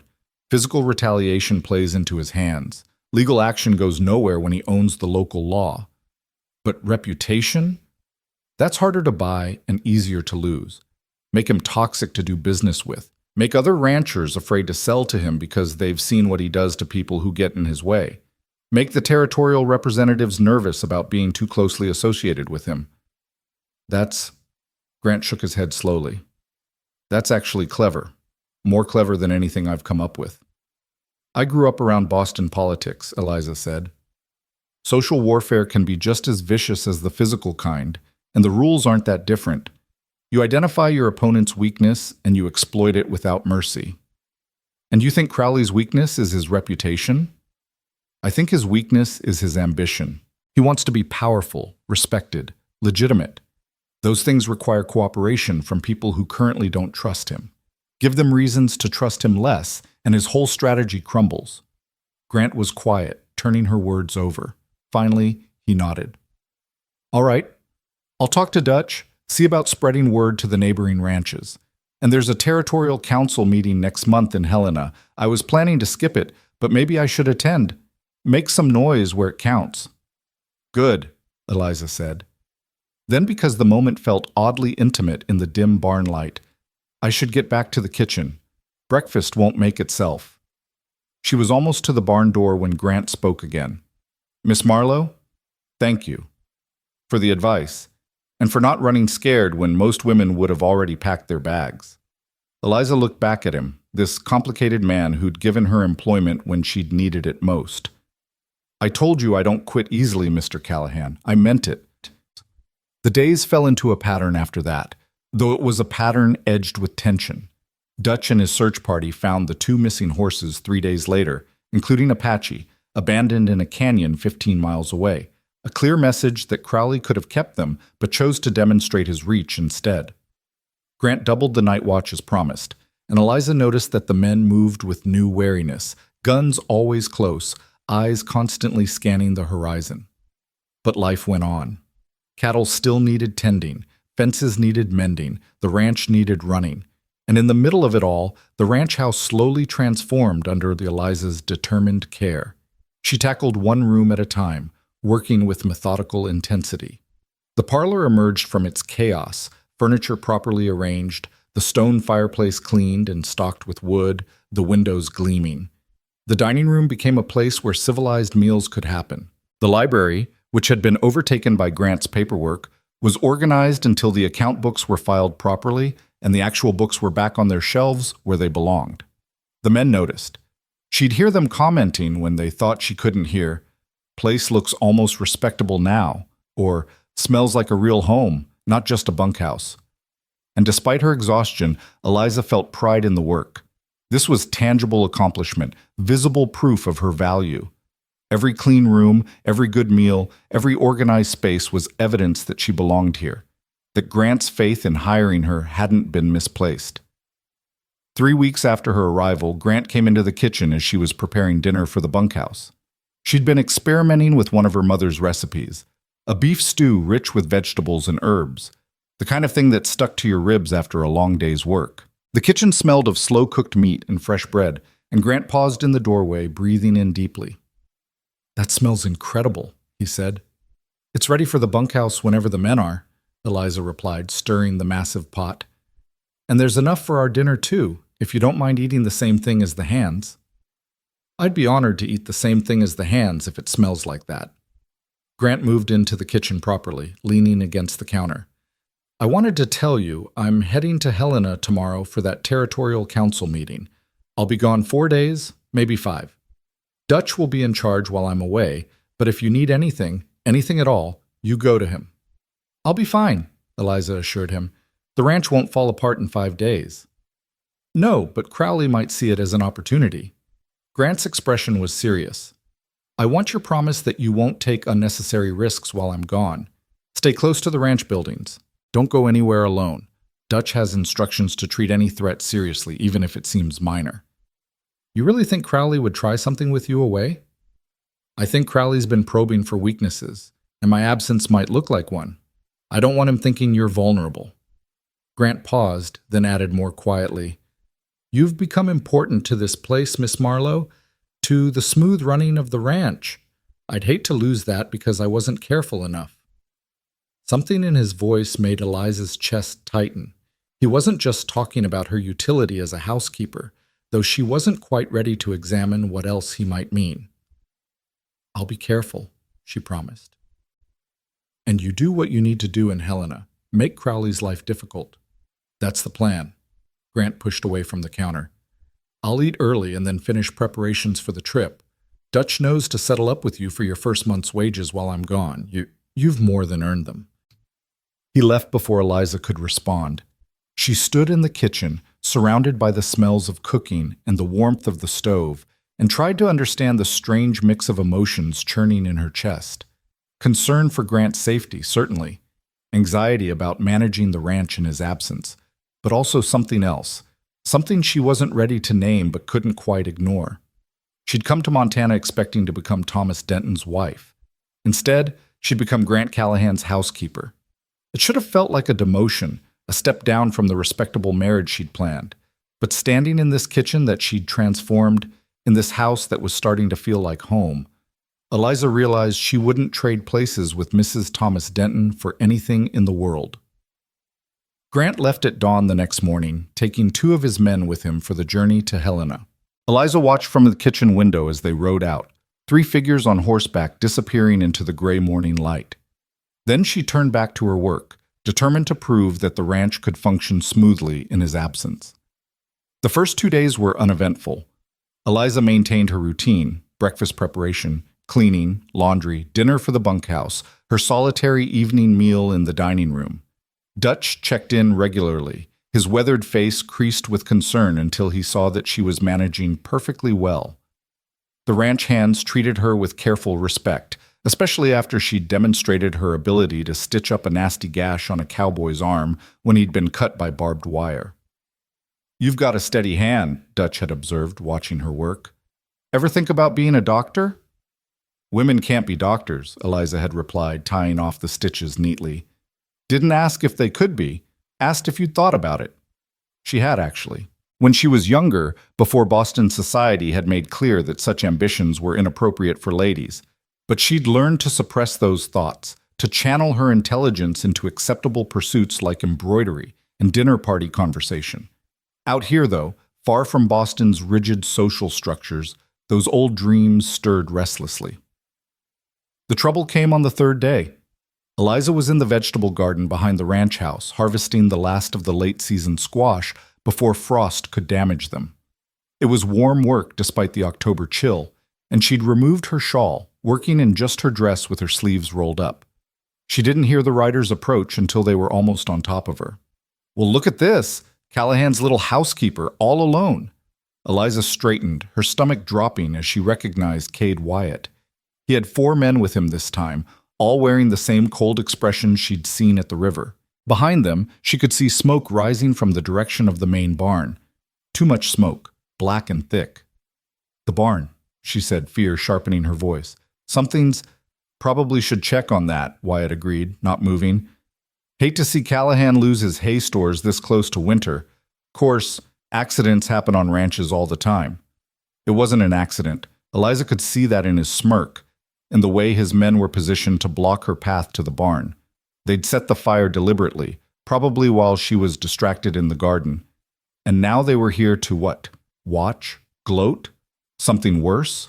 She dropped the squash she'd been holding and ran. Not toward the barn. She knew she couldn't help there. Not against a fire that was already burning that hot. Instead, she ran toward the bunkhouse, screaming for Dutch at the top of her lungs. Behind her, she heard Wyatt curse and the sound of horses moving fast, but she'd gotten enough of a head start. She burst through the bunkhouse door just as Dutch and 3 other hands were running out, alerted by the smoke. "Fire in the barn," she gasped. "And Crowley's men." Dutch didn't wait for her to finish. "You 3, Water Brigade. Anyone not on watch, move." He turned to Eliza. "Get inside the ranch house and stay there. Lock the doors." But Eliza had already seen what was happening. Wyatt and his men had reined in, clearly not expecting resistance this organized. The ranch hands were already forming a bucket line from the well to the barn, moving with practiced efficiency. More men were emerging from various outbuildings, drawn by the commotion. Crowley's crew was suddenly outnumbered. "This ain't your fight, boys," Wyatt called out, addressing the Callahan hands. "We just came to deliver a message to your boss. No need for anyone to get hurt." "Message received," Dutch said, his hand resting on his gun. "Now get off Callahan land before we decide to deliver our own message back." The standoff lasted perhaps 10 seconds, though it felt longer. Then Wyatt spat into the dust and wheeled his horse around. "Tell Callahan this is just the beginning. He can't protect everything all the time. Eventually something important is going to burn." They rode off at a gallop, leaving chaos behind. The barn fire was serious, but not catastrophic. The hands managed to contain it before it spread to the hay stores, though the roof was damaged and several stalls would need rebuilding. 2 horses had bolted in the panic and would need to be found, but no one was hurt, and the loss could have been much worse. Dutch found Eliza standing in the yard, watching the men work, her fists clenched at her sides. "You did good," he said quietly. "You ran for help instead of trying to handle it yourself." "That was smart." "They set the fire deliberately," Eliza said, her voice shaking with anger now that the immediate danger had passed. "They waited until Grant was away, until they thought we'd be vulnerable. This was planned." "Yep." Dutch's face was grim. and we're going to make sure Grant knows exactly what happened. Every detail. This crosses a line. This is criminal destruction of property, and even Sheriff Morgan can't ignore a report this serious. Not when we've got 20 witnesses who saw Crowley's men on our land right when the fire started. Wyatt said to tell Grant this is just the beginning. Wyatt's going to regret saying that, Dutch replied. He just made a threat in front of 24 men. That's evidence, Miss Marlowe. That's something we can use. The rest of the day was consumed with damage control and repairs. Eliza threw herself into helping, providing water and food for the men fighting the fire, tending minor burns and smoke inhalation, organizing supplies. By nightfall, the immediate crisis was over, but the ranch felt different, tenser. The men moved with weapons close at hand, and Dutch doubled the watch again, posting guards at every approach to the ranch buildings. Eliza lay awake that night in her room, listening to the sounds of the ranch settling uneasily into darkness. Through her window, she could see the glow of torches where the guards patrolled. She thought about Grant, somewhere on the road back from Helena, unaware of what had happened. She thought about Wyatt's threat, something important is going to burn, and felt cold fear settle into her bones. Crowley wasn't just testing anymore. He was attacking, and Grant wasn't here to defend what was his. The next morning dawned gray and cold, threatening early snow. Eliza was in the kitchen before sunrise, needing the familiar routine of cooking to settle her nerves. She was rolling out biscuit dough when she heard hoofbeats, multiple horses, moving fast. Her heart jumped into her throat, memories of yesterday's attack making her freeze. But then Dutch's voice called out, "It's all right. It's Grant." She rushed to the window and saw him riding into the yard with his two companions, their horses lathered from hard riding. Grant swung down from his saddle and immediately started speaking with Dutch, his expression darkening as the foreman presumably told him about the fire. Eliza wiped flour from her hands and went outside, wrapping a shawl around her shoulders against the chill. Grant saw her and strode over immediately. "Are you hurt? Dutch said Crowley's men were here, that Wyatt made threats." "I'm fine," Eliza assured him. "The men got the fire under control before it spread. Some damage to the barn, but nothing that can't be repaired. No one was seriously injured." Grant's hands came up as if to touch her, to verify for himself that she was unharmed, then dropped back to his sides. "This is my fault. I should never have left the ranch vulnerable." "You can't stay here every minute," Eliza said firmly. "And Dutch handled everything perfectly. We're all right, Mr. Callahan. The ranch is all right." "The ranch almost burned because Crowley decided to escalate while I was away." Grant's voice was rough with suppressed rage. "That's not all right, Miss Marlowe. That's an act of war." Dutch approached, holding his hat. "Boss, I sent Pete into town this morning to file a report with the sheriff. Made sure he had a written statement signed by everyone who saw Crowley's men on our land. Can't ignore evidence like that, even if Morgan's on Crowley's payroll." "Good," Grant nodded. "And I've got news from Helena that Crowley's not going to like. The Territorial Council is launching an investigation into land acquisition practices after several ranchers complained about intimidation tactics. No names were mentioned officially, but everyone knows who they're talking about. Crowley's methods have made him enemies, and those enemies are starting to coordinate." "So your trip was successful," Eliza said. "More than I expected. Turns out I'm not the only rancher who's had problems with Crowley." When I started talking, others joined in. "We've formed a coalition, 5 of the biggest operations in the territory. We're going to make sure every incident, every suspicious fire, every case of harassment gets documented and reported. We're going to make Crowley's tactics too expensive to maintain." It was exactly the strategy Eliza had suggested, and she felt a flush of pride that Grant had implemented it so effectively. But before she could say anything, Dutch cleared his throat. "Boss, there's something else you should know. About Miss Marlowe." Grant's eyes sharpened. "What about her?" "She kept her head yesterday. Wyatt and his men tried to intimidate her, probably hoping she'd panic or freeze. Instead, she ran for help, alerted all of us, gave us time to organize a response. If she'd reacted differently, we might have lost the whole barn, maybe more." Grant looked at Eliza, and something complicated moved across his face. "Is that true?" "I did what anyone would have done," Eliza said, uncomfortable with the praise. "No," Grant said quietly. "You did what someone brave would have done. Someone who thinks clearly under pressure. Someone who belongs here. He paused, then added, I'm glad you weren't hurt. I'm glad Dutch was here to protect you, but I'm also proud of how you handled yourself. The words shouldn't have meant so much. They were just acknowledgement of competent behavior, nothing more. But Eliza felt them settle warm and solid in her chest, felt them ease some of the fear from yesterday's attack. Grant Callahan was proud of her. That mattered more than it should have. I should let you get back to your breakfast preparations, Grant said, though he didn't move away. I'll be meeting with Dutch and the other senior hands for most of the morning planning our response. But tonight, would you mind if we took dinner together? I'd like to hear your account of what happened, all the details Dutch might have missed. Of course, Eliza agreed. 7 o'clock as usual? 7 o'clock, Grant confirmed, and the way he looked at her made something flutter in her stomach that she refused to examine too closely. That evening's dinner was different from the careful, formal meals they'd shared before. Grant had cleaned up from the trail, but he still looked exhausted, the lines around his eyes deeper than they'd been 4 days ago. He'd fought fires and political battles, ridden hard to get home when he heard about the attack, and now he was facing the reality that Crowley wasn't backing down. Eliza had made pot roast with root vegetables, rich and hearty, the kind of meal that restored strength. They ate in the dining room she'd made civilized again, and slowly the tension in Grant's shoulders eased. Tell me about Helena, Eliza said. What was the Territorial Council like? Political, Grant said dryly. Lots of posturing and speech-making, but underneath that, real work was happening. The coalition I mentioned, it's stronger than I expected. These aren't small operators, Miss Marlowe. These are ranchers who've been here as long as I have, who've built their spreads from nothing. When we speak with one voice, the territory listens. And Crowley? Crowley wasn't there, but his representatives were. They tried to spin the complaints as sour grapes from unsuccessful ranchers. Didn't work. Too many of us had specific incidents to report, too many patterns of intimidation. By the end of the meeting, the council had voted to send territorial marshals to investigate land disputes in the region. That's going to make Crowley's methods much harder to hide. So you won, Eliza said. I won a battle. The war's not over.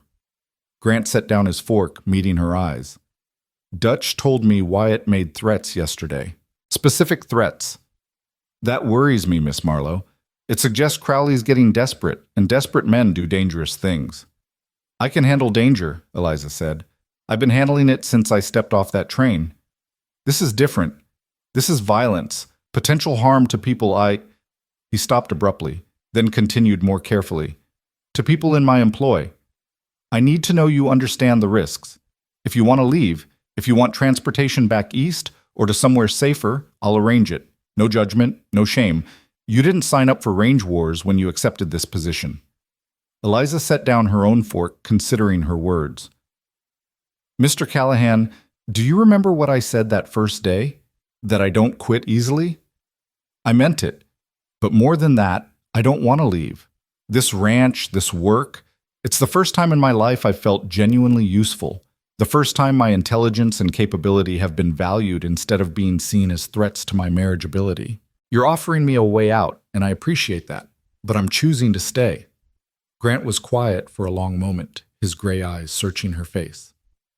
You're a remarkable woman, Miss Marlowe. I'm a stubborn one, Eliza corrected, trying to lighten the suddenly heavy atmosphere. There's a difference. Is there? Grant's smile was slight but genuine. I'm not sure I see it. They finished dinner in companionable silence, but Eliza felt something had shifted between them.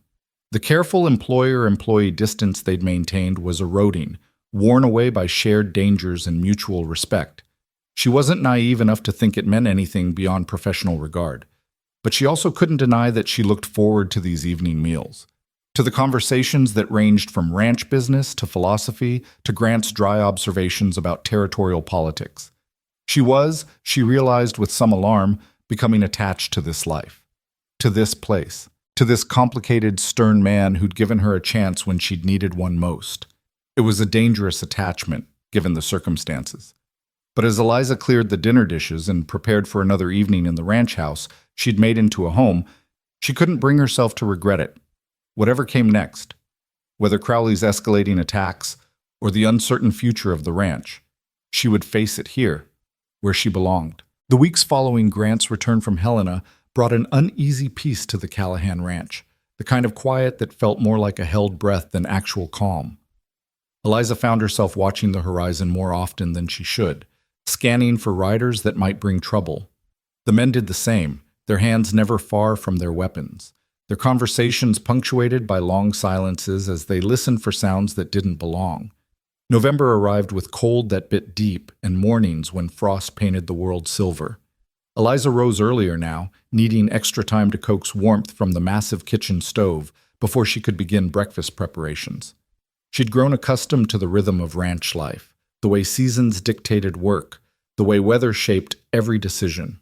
Boston had been insulated from such raw realities, but here on the frontier, nature's demands were immediate and unforgiving. She was kneading bread dough one morning, her hands working the elastic mass with practiced efficiency, when she heard horses approaching. Not the casual pace of ranch hands going about their business, but something faster, more urgent. Through the kitchen window, she saw a rider she didn't recognize making straight for the ranch house, his horse lathered despite the cold. Eliza wiped her hands and went to the door, reaching it just as Grant emerged from the barn. The rider dismounted in a scramble, nearly falling in his haste. "Mr. Callahan!" The man was young, maybe 20, with a face pale beneath his tan. "Mr. Patterson sent me. There's trouble at his place, bad trouble. Crowley's men are there right now, telling him he's got 2 days to accept Crowley's offer or face consequences."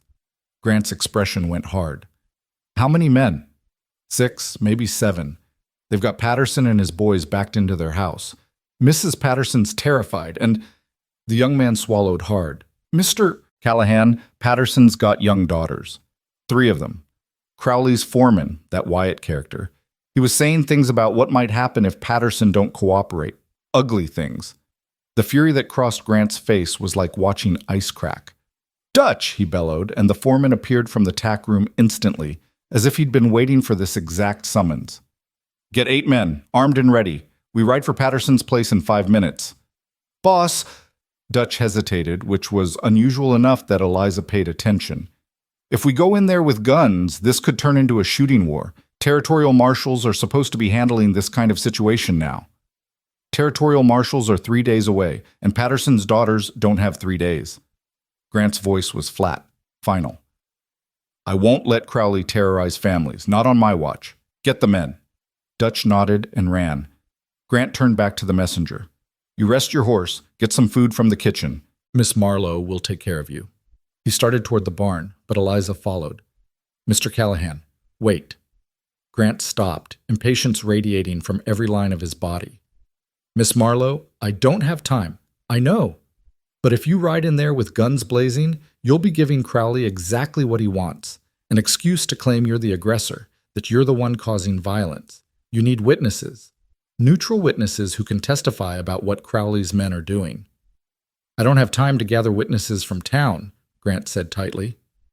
"You have me," Eliza replied. "I'm not one of your men. I'm not armed. I'm a civilian, and more importantly, I'm a woman. If Wyatt's making threats against Patterson's daughters, my presence might make him think twice. And if it doesn't, at least there will be a witness who can testify that Crowley's men were threatening women and children." Grant stared at her like she'd suggested flying to the moon. "Absolutely not. You're not riding into a potentially violent confrontation." "You need me," Eliza insisted. "You said yourself that Crowley's been winning because he controls the narrative, because he makes you look like the unreasonable one. Change that narrative. Bring a woman who can speak credibly about what she witnessed. It's harder to spin you as the aggressor when you're protecting families, and I'm there to confirm it. It's too dangerous. So is staying here while Crowley's men terrorize a family 6 miles away." Eliza crossed her arms. "Mr. Callahan, you hired me because I don't quit easily, and I can think under pressure. Let me prove that now. Besides, you said Mrs. Patterson is frightened. Maybe another woman's presence would help calm the situation, give her someone to focus on besides armed men." She could see Grant struggling with it, see the calculations running behind his eyes. Time was wasting, and she'd given him practical reasons that his strategic mind couldn't easily dismiss. Finally, he cursed under his breath. "You stay behind the men at all times. You do not approach Crowley's crew. You do not put yourself in the line of fire. At the first sign of actual violence, you get to safety. Are we clear?" "Perfectly clear," Eliza said, though her heart was hammering at what she'd just committed herself to. "Dutch is going to kill me for this," Grant muttered, then raised his voice. "Someone saddle a gentle horse for Miss Marlowe. We leave in 3 minutes." The ride to Patterson's ranch was the longest 6 miles Eliza had ever traveled. She'd ridden before, proper, sedate rides in Boston's parks. But never at this pace, never with this purpose. The horse they'd given her was indeed gentle, a steady mare named Daisy who followed the other horses without fuss, but Eliza still had to concentrate on staying seated as they covered ground at a pace just short of a gallop. Grant rode at the front, his back rigid with controlled anger. Behind him came Dutch and 7 other hands, all armed with rifles in addition to their pistols. They looked grim and determined, men prepared for trouble, but hoping to avoid it. Eliza brought up the rear with a young cowboy named Tommy, who'd been assigned to keep her safe, his boyish face set in lines of protective seriousness. "You sure about this, Miss Marlowe?" Tommy asked as they rode. "Things could get ugly real fast." "I'm sure," Eliza said, though she was increasingly questioning her own judgment. What did she really think she could accomplish? But the image of Patterson's daughters, young girls threatened by men like Wyatt, kept her resolve firm. Someone needed to bear witness to what Crowley was doing. Someone needed to say enough. Patterson's ranch appeared over a rise, a modest operation compared to Callahan's spread, but neat and well-maintained. The house was smaller, the outbuildings fewer, but it had the look of a place built with care by people who took pride in their work. It should have been peaceful in the morning light. Instead, it looked like a siege. 7 horses were tied outside the main house, and 7 men lounged around the property with the casual arrogance of people who knew they had the upper hand. Through the house's windows, Eliza could see faces, Patterson's family, trapped inside. And standing on the porch like he owned the place was Cade Wyatt, his thumbs hooked in his gun belt, a smile on his face that made Eliza's skin crawl. The smile vanished when he saw Grant approaching with his men. "Well, well," Wyatt called out. "Grant Callahan, riding to the rescue." "Didn't know Patterson was such a good friend of yours." Grant reined in his horse about 20 feet from the porch, his men fanning out beside him in a loose line that spoke of military precision. Eliza stayed back as instructed, but she could see everything clearly, could feel the tension crackling in the air like electricity before a storm. "Patterson and I are neighbors," Grant said, his voice carrying across the yard.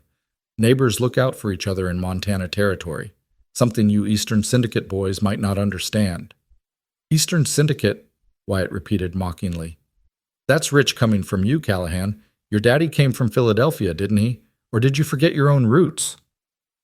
"My father came with nothing but determination and built something honest. He didn't come with stolen money trying to intimidate families into selling their land." Grant's voice was cold as the November wind.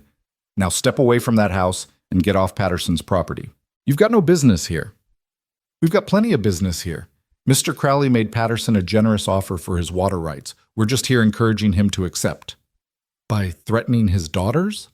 The voice came from the house, Patterson himself, appearing in the doorway behind Wyatt. He was a lean man in his 50s, with work-roughened hands and eyes bright with fury and fear. "By saying what you'd do to them if I don't sign? That's your idea of encouragement?" Wyatt shrugged. "You're hearing threats where there ain't any, Patterson. I was just speculating about the dangers of isolated ranches, how bad things can happen when there's no protection, how young ladies especially need looking after in rough country." His smile was ugly. "Mr. Crowley's offer includes protection. You'd be smart to take it." "That's extortion," Grant said flatly. "And you just admitted it in front of 14 witnesses." "Witnesses?" Wyatt laughed. "You mean your hired guns?" "Sure, they'll testify whatever you tell them to, but no court's going to take the word of cowboys over respectable businessmen." "What about the word of a respectable woman?"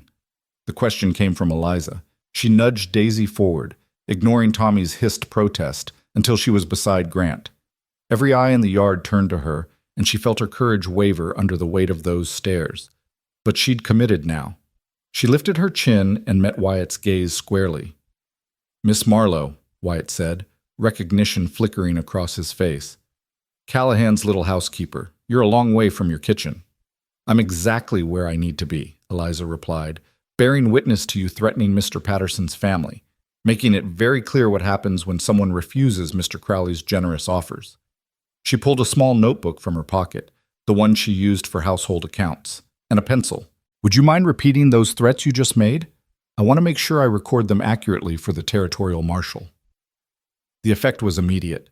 Wyatt's face darkened, and his hand drifted toward his gun.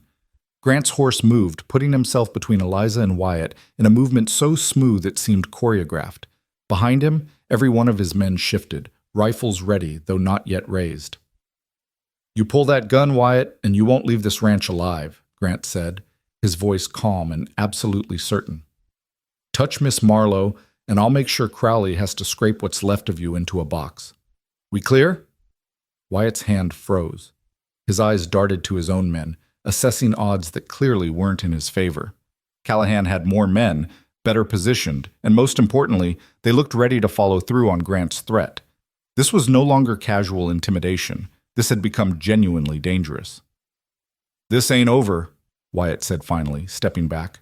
Patterson, you've got until Friday to make your decision. After that, well, accidents happen, especially on ranches that ain't properly protected. He turned to Grant. And you, Callahan, you just made yourself a bigger problem than you already were. Mr. Crowley don't like interference. Tell Crowley I don't give a damn what he likes, Grant replied. Tell him every ranch in this territory knows what he's trying to do, and we're not selling. Tell him the territorial marshals are coming, and when they do, we'll have plenty of testimony about his methods. And tell him if his men set foot on Patterson's land again, I'll hear about it, and I'll respond. That a threat? That's a promise. Grant's smile was cold as winter. Now get off this property before I decide to hold you for the marshal myself. Trespassing, intimidation, threatening violence against minors. I'm sure we could find a jail cell in Ironwood Station if we looked hard enough. Wyatt glared, but he was smart enough to recognize when he'd lost. He gestured to his men, and they moved toward their horses with studied casualness, trying to pretend this was their choice rather than a retreat. But everyone in that yard knew the truth. Callahan had faced them down, and they were leaving. As Wyatt mounted, he looked at Eliza one more time. Careful, Miss Marlowe. Women who stick their noses where they don't belong sometimes get hurt. Be a shame if something happened to you. Was that another threat? Eliza asked, her pencil poised over her notebook. Should I add that to my report? Wyatt spat in the dirt and wheeled his horse around. His men followed, and they rode off at a gallop that kicked up dust and sent Patterson's chickens scattering. Only when they were well out of rifle range did the tension finally break. Patterson came down from the porch, his hands shaking. Mr. Callahan, I don't know how to thank you. If you hadn't come when you did, thank your boy for riding fast, Grant said, dismounting, and thank Miss Marlowe for having the courage to stand as a witness. She's right that we need documentation of Crowley's methods. The door of the house burst open, and Mrs. Patterson emerged with 3 girls ranging from perhaps 8 to 15 years old. The woman's face was pale and tear-streaked, but she held herself together as she approached Eliza. You're the lady from Boston, she said, the one everyone's been talking about, the mail-order bride who became a housekeeper. That's me, Eliza confirmed, climbing down from Daisy with less grace than she would have liked. Her legs were shaky from the ride and the aftermath of fear. That was the bravest thing I've ever seen, Mrs. Patterson said, standing up to those men like that. I thought, when they started talking about my girls, saying those awful things, I thought we were alone, that no one would help.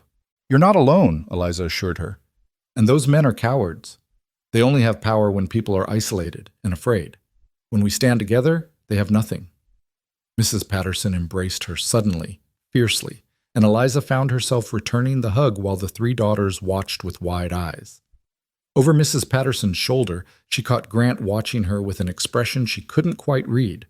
Pride, certainly, but something else, too. Something that made her pulse quicken in a way that had nothing to do with the danger they'd just faced. Patterson invited them all inside for coffee, but Grant declined politely. We should get back. Leave you to settle your family. But Patterson, you need to decide what you want to do about Crowley's offer. I'm not selling, Patterson said firmly. Not after this. He can threaten all he wants, but I won't be bullied off land I've worked 20 years to build. Not by him, not by anyone. Good man, Grant said, but you can't defend this place alone. I'm sending 2 of my hands to stay here for the next few weeks, just until the territorial marshals arrive and sort this mess out. They'll bunk in your barn, help with your work, and make sure Crowley's men think twice about coming back. I can't pay for that kind of help, Patterson protested. I'm not asking you to pay. I'm asking you to let us protect our own. That's what neighbors do. Grant offered his hand and Patterson shook it gratefully. The ride back to the Callahan ranch was slower, the urgency gone. Grant sent 2 men back with Patterson's boy to begin their guard duty, then led the rest of his crew home at an easy pace. Eliza rode beside him now, Daisy content to match the pace of Grant's larger horse. You realize you could have been killed back there, Grant said after a long silence. So could you, Eliza replied. I'm used to that risk. You're not supposed to be. I'm not sure what I'm supposed to be anymore, Eliza admitted. I certainly never imagined I'd be confronting gunmen on a Montana ranch when I left Boston. But here we are. Grant was quiet, his eyes fixed on the horizon. Finally, he said, What you did back there, pulling out that notebook, treating it like a legal proceeding, that was brilliant. It changed the entire dynamic. Wyatt couldn't just threaten his way out of it anymore. It was just theater, Eliza said. I'm not a lawyer. I don't know if anything I write down will actually matter in court. It'll matter to the marshal when he arrives. It'll matter to the territorial council. And most importantly, it rattled Crowley's men. They're used to intimidating isolated ranchers who have no recourse. They're not used to organized resistance with documentation. Grant glanced at her. You keep surprising me, Miss Marlowe. Is that a problem? No, Grant said slowly. It's not a problem. It's just unexpected. I hired you to keep house. Instead, you're becoming something else entirely. What am I becoming? Eliza asked, genuinely curious about how he saw her. Grant took a long time answering. When he did, his voice was careful, measured. A partner. Someone I can rely on not just to manage domestic affairs, but to think strategically, to stand firm when things get dangerous, to see solutions I might miss. That's rare, Miss Marlowe, especially out here where most women... He stopped himself. Most women what? Eliza prompted. Most women want safety and civilization. They want drawing rooms and social calls, not range wars and confrontations with armed thugs. I don't blame them. That's reasonable. But it means they can't really understand what frontier life demands. You understand. Or you're learning to. Eliza thought about that. Maybe I understand because I don't have the luxury of not understanding. I came here with nothing, no family, no prospects, no safety net. I can't afford to be delicate or decorative. I have to be useful. I have to be strong. Not because I'm particularly brave, but because there's no alternative. Don't sell yourself short, Grant said. Plenty of people in your situation would have folded by now, would have taken the first ticket back east and retreated to whatever safety they could find. You chose to stay and fight. That's bravery, whether you call it that or not. The ranch house came into view, and Eliza felt the now familiar sense of homecoming at the site. In just 6 weeks, this place had become more home than Boston had ever been. The work was harder, the dangers more immediate, but it was hers in a way that her previous life had never been. She'd earned her place here, carved it out through competence and determination. Dutch met them in the yard, his weathered face creased with concern. How bad was it? Could have been worse, Grant said, dismounting. Wyatt was there making threats against Patterson's daughters. We ran them off, but Crowley's getting desperate. Patterson's refusing to sell, which is good, but it means Crowley will probably escalate. The territorial marshals can't get here soon enough, Dutch muttered. He turned to Eliza. Miss Marlowe, that was either the bravest or the most foolish thing I've ever seen. I'm still deciding which. Can it be both? Eliza asked, climbing down from Daisy with Dutch's assistance. Probably, Dutch admitted, but it worked, so I suppose I can't complain too loud. Just be careful. Wyatt's not the forgiving type. He'll remember you stood against him. Let him remember, Eliza said, more confidently than she felt. I'm tired of men like him thinking they can do whatever they want without consequences. She headed toward the house, needing to check on the bread dough she'd abandoned hours ago. Behind her, she heard Dutch say something to Grant in a low voice, heard Grant's reply that she couldn't quite make out. But the tone was serious, concerned, and it made her wonder what they were discussing that they didn't want her to hear. The rest of the day passed in a blur of domestic activity. The bread was salvageable, thankfully, and Eliza threw herself into cooking with almost manic energy, needing the familiar rhythms to settle her nerves after the morning's confrontation. By the time dinner arrived, she'd prepared a feast: roasted chicken with herbs, mashed potatoes, glazed carrots, apple pie. Far more than two people needed, but she'd been unable to stop herself. Grant noticed. Over dinner, he said quietly, "You're allowed to be shaken up, you know. You faced down armed men this morning. That's not nothing." "I'm fine," Eliza insisted, cutting her chicken with more precision than necessary. "You're cooking like you're feeding an army. That's usually a sign you're not fine." Eliza set down her fork and met his eyes. "All right. Yes, I was terrified. When Wyatt looked at me like that, when his hand moved toward his gun, I thought I'd made a catastrophic mistake. I thought I was going to die, and worse, that I'd get you killed trying to protect me. Is that what you want to hear?" "I want to hear the truth," Grant said. "I don't want you pretending to be unaffected when you're not. There's no shame in fear, Miss Marlowe. The shame would be in letting that fear control you, which you didn't." "My hands are still shaking," Eliza admitted, holding them up to demonstrate. "See, I've been trying to hide it all day, but they won't stop." Grant reached across the table and took both her hands in his. His hands were large and calloused, warm and steady, and the shaking in hers gradually subsided under his touch. They sat like that for a long moment, the remains of dinner forgotten between them. "You were magnificent today," Grant said finally. "Standing there with your notebook like you had every right to demand answers, changing the entire dynamic of that confrontation through sheer will and cleverness. I've seen grown men with guns back down when they had you do it with nothing but a pencil and determination." "I didn't know what else to do," Eliza confessed. "I just knew that someone needed to witness what was happening, to make it official somehow, to make it matter." "It mattered," Grant assured her. "It matters that Patterson knows he's not alone. It matters that Crowley's men know we're documenting their actions. It matters that you stood there and refused to be intimidated." His thumbs brushed across her knuckles, a gesture that seemed unconscious. "It matters to me." The air between them felt charged, heavy with something unspoken. Eliza was suddenly acutely aware of how close they were sitting, how warm his hands were around hers, how his gray eyes were watching her with an intensity that had nothing to do with employer and employee. She should pull away, she knew. Should retreat to the safe distance they'd maintained since that first day. Should remember that she was his housekeeper, nothing more, and that any other feelings were dangerous complications neither of them needed. But she didn't pull away.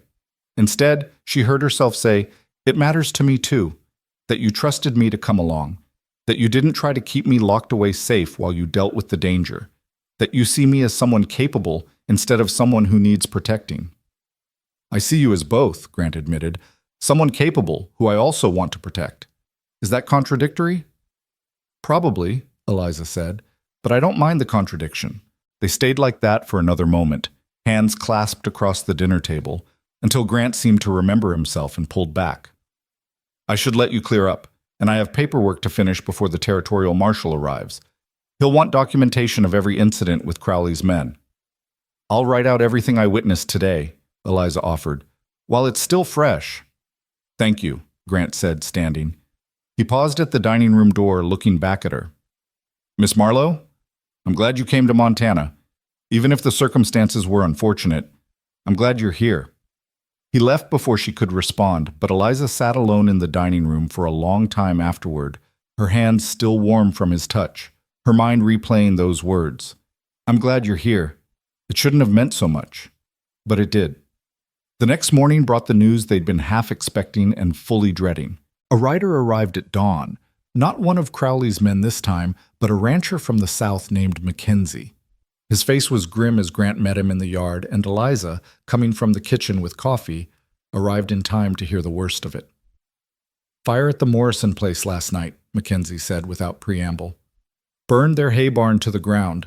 No one was hurt, thank God, but they've lost most of their winter feed. Morrison's saying it was Crowley, that he's been pressuring them to sell just like he did Patterson. Grant's jaw tightened. That's the third suspicious fire in as many weeks. The territorial marshal needs to hear about this immediately. Already sent word, Mackenzie said. But Morrison's in a bad way. He's got cattle to feed through winter and no hay stores. Unless he can buy feed from someone, he's going to have to sell off his herd at a loss, which is probably exactly what Crowley wants. Force Morrison into financial ruin so he has to sell his land cheap. How much hay does Morrison need? Grant asked. Maybe 50 tons to see him through. But feed's expensive this time of year, and after losing his barn, Morrison doesn't have the cash. Grant was quiet for a moment, doing calculations. Then he said, "Tell Morrison I'll sell him hay at cost. 50 tons, delivered to his place, payment deferred until spring when he can sell cattle. Interest-free."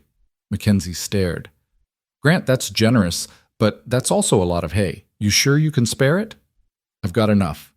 We had a good harvest, and I've got more hay stored than I strictly need. Morrison's a good man who's being targeted by Crowley. I'm not going to stand by and let him be ruined." Grant's voice was firm. "Tell him to come by tomorrow and we'll work out the details." "I'll tell him," Mackenzie said. "And Grant, this thing with Crowley, it's coming to a head. Everyone can feel it. The territorial marshal better get here soon because I don't know how much longer we can keep avoiding violence." After Mackenzie left, Eliza found Grant in the barn, ostensibly checking on the horses but really just standing still, tension radiating from every line of his body. She approached carefully, a cup of coffee in her hand. "I thought you might need this," she said, offering the cup. Grant took it with a nod of thanks. "Morrison's the fourth rancher Crowley's gone after hard in the past 2 months. Patterson, Morrison, the Hendersons to the east, and that widow woman who sold out last week. He's systematically targeting anyone who has land he wants, making their lives impossible until they have no choice but to give in." "But Morrison has a choice now," Eliza pointed out. "Because you're helping him, because you're refusing to let Crowley isolate and destroy people one by one." "For now," Grant said, "but I can't bail out every rancher Crowley targets. I don't have infinite resources and winter's coming. We'll all need what we have to survive the cold months." "Then maybe it's time to stop playing defense," Eliza suggested. "You've been responding to Crowley's attacks, helping where you can. But what if you went on offense? What if you started making his life difficult for a change?" Grant looked at her sharply. "What did you have in mind?" "I don't know exactly," Eliza admitted. "But you said Crowley cares about his reputation, about being seen as legitimate. What if you made that harder for him? You're going to Helena again next month for another council meeting, right? What if you brought other ranchers with you, made it a coordinated presentation about Crowley's methods? The more voices speaking together, the harder it is to dismiss as sour grapes." "A coordinated testimony," Grant said slowly, turning the idea over. "Multiple ranchers, all documenting similar patterns of intimidation and violence, all presenting evidence to the territorial council at once." His expression shifted, sharpened. "That could work. That could actually force the council to take meaningful action, instead of just promising investigations." "And it sends a message to Crowley," Eliza continued, warming to the idea, "that you're not just defending yourselves anymore, that you're actively working to dismantle his power base, make him the one looking over his shoulder for a change." Grant set down his coffee and turned to face her fully. "How is it that a Boston socialite knows more about frontier politics than I do?" "I'm not a socialite," Eliza corrected. "I'm a gentleman's daughter who spent years watching my father navigate business rivalries and social competition. The tactics aren't that different. Identify your opponent's weakness, rally your allies, control the narrative. Boston drawing rooms or Montana rangeland, power works the same way everywhere." "You're wasted as a housekeeper," Grant said, and there was something in his voice that made Eliza's breath catch. "Am I?" she asked quietly. Grant stepped closer, close enough that Eliza could see the flecks of darker gray in his eyes, close enough to catch the scent of leather and wood smoke that clung to him. "You're smart enough to run a business, brave enough to face down gunmen, clever enough to outthink opponents who underestimate you. Yes, Miss Marlowe, you're wasted as a housekeeper. You should be—" He stopped abruptly, seeming to realize how close they were standing, how charged the air between them had become. He stepped back, clearing his throat. You should be running your own household. As mistress, not servant. The words hung between them, laden with implications neither of them seemed ready to address directly. Eliza's heart was racing, her mind spinning through everything those words might mean. Was he suggesting? But no, he couldn't be. Could he? I should get back to the kitchen, she said finally, when the silence stretched too long.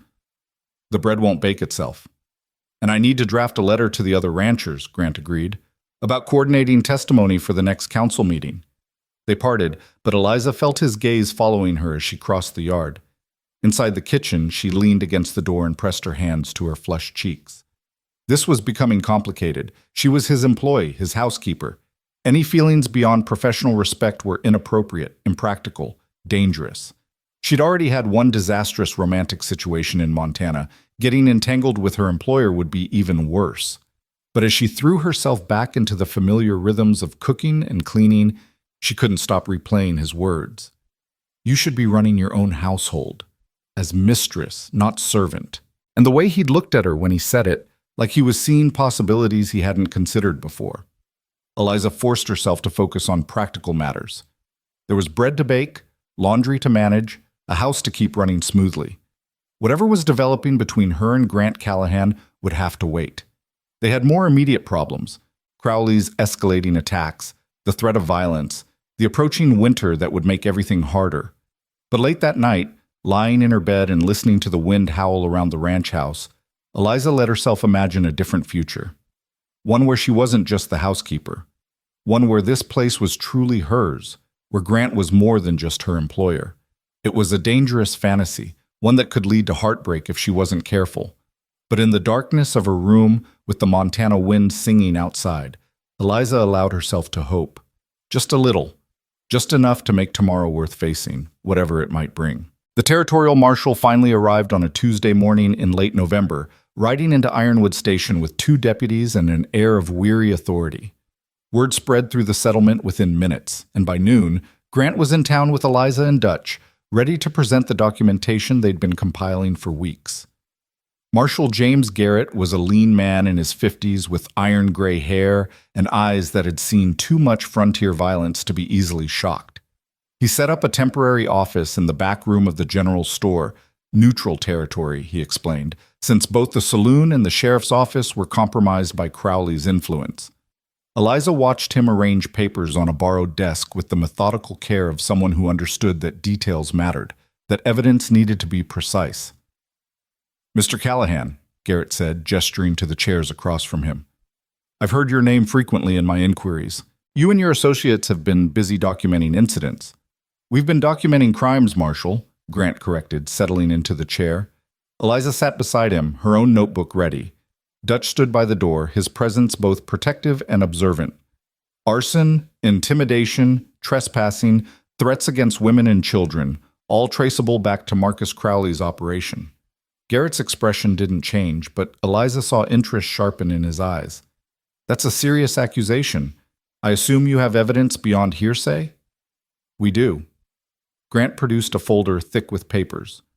Written testimony from 6 different ranchers, documentation of property damage with dates and witnesses, a statement from Miss Marlowe here about threats made directly by Crowley's foreman in her presence, and testimony from multiple sources about Crowley's pattern of making lowball offers followed by convenient disasters that forced sales.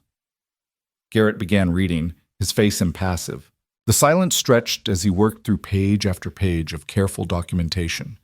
Eliza found herself holding her breath, aware that everything they'd been building toward hinged on this man's willingness to act. If he was corrupt like Sheriff Morgan, if Crowley had already bought his cooperation, then all their efforts were for nothing. Finally, Garrett looked up. This is thorough. More thorough than I expected, frankly. Most frontier disputes come down to he said, she said, with no real evidence. But this, he tapped the folder, this is actionable, especially the testimony about threats against the Patterson family. Making threats against minors in front of witnesses is a federal offense. So you'll arrest Crowley? Grant asked. I'll investigate, Garrett corrected. Properly, which means interviewing witnesses, examining sites of alleged arson, questioning Crowley and his men. I can't arrest someone based solely on accusations. no matter how well documented. But I can make it very clear that the territorial government is watching and that further incidents will result in criminal charges. It wasn't everything they'd hoped for, but it was something. Eliza saw Grant's shoulders relax fractionally, saw hope flicker in his expression before he controlled it. "When will you speak with Crowley?" Dutch asked from his position by the door. "This afternoon," Garrett said.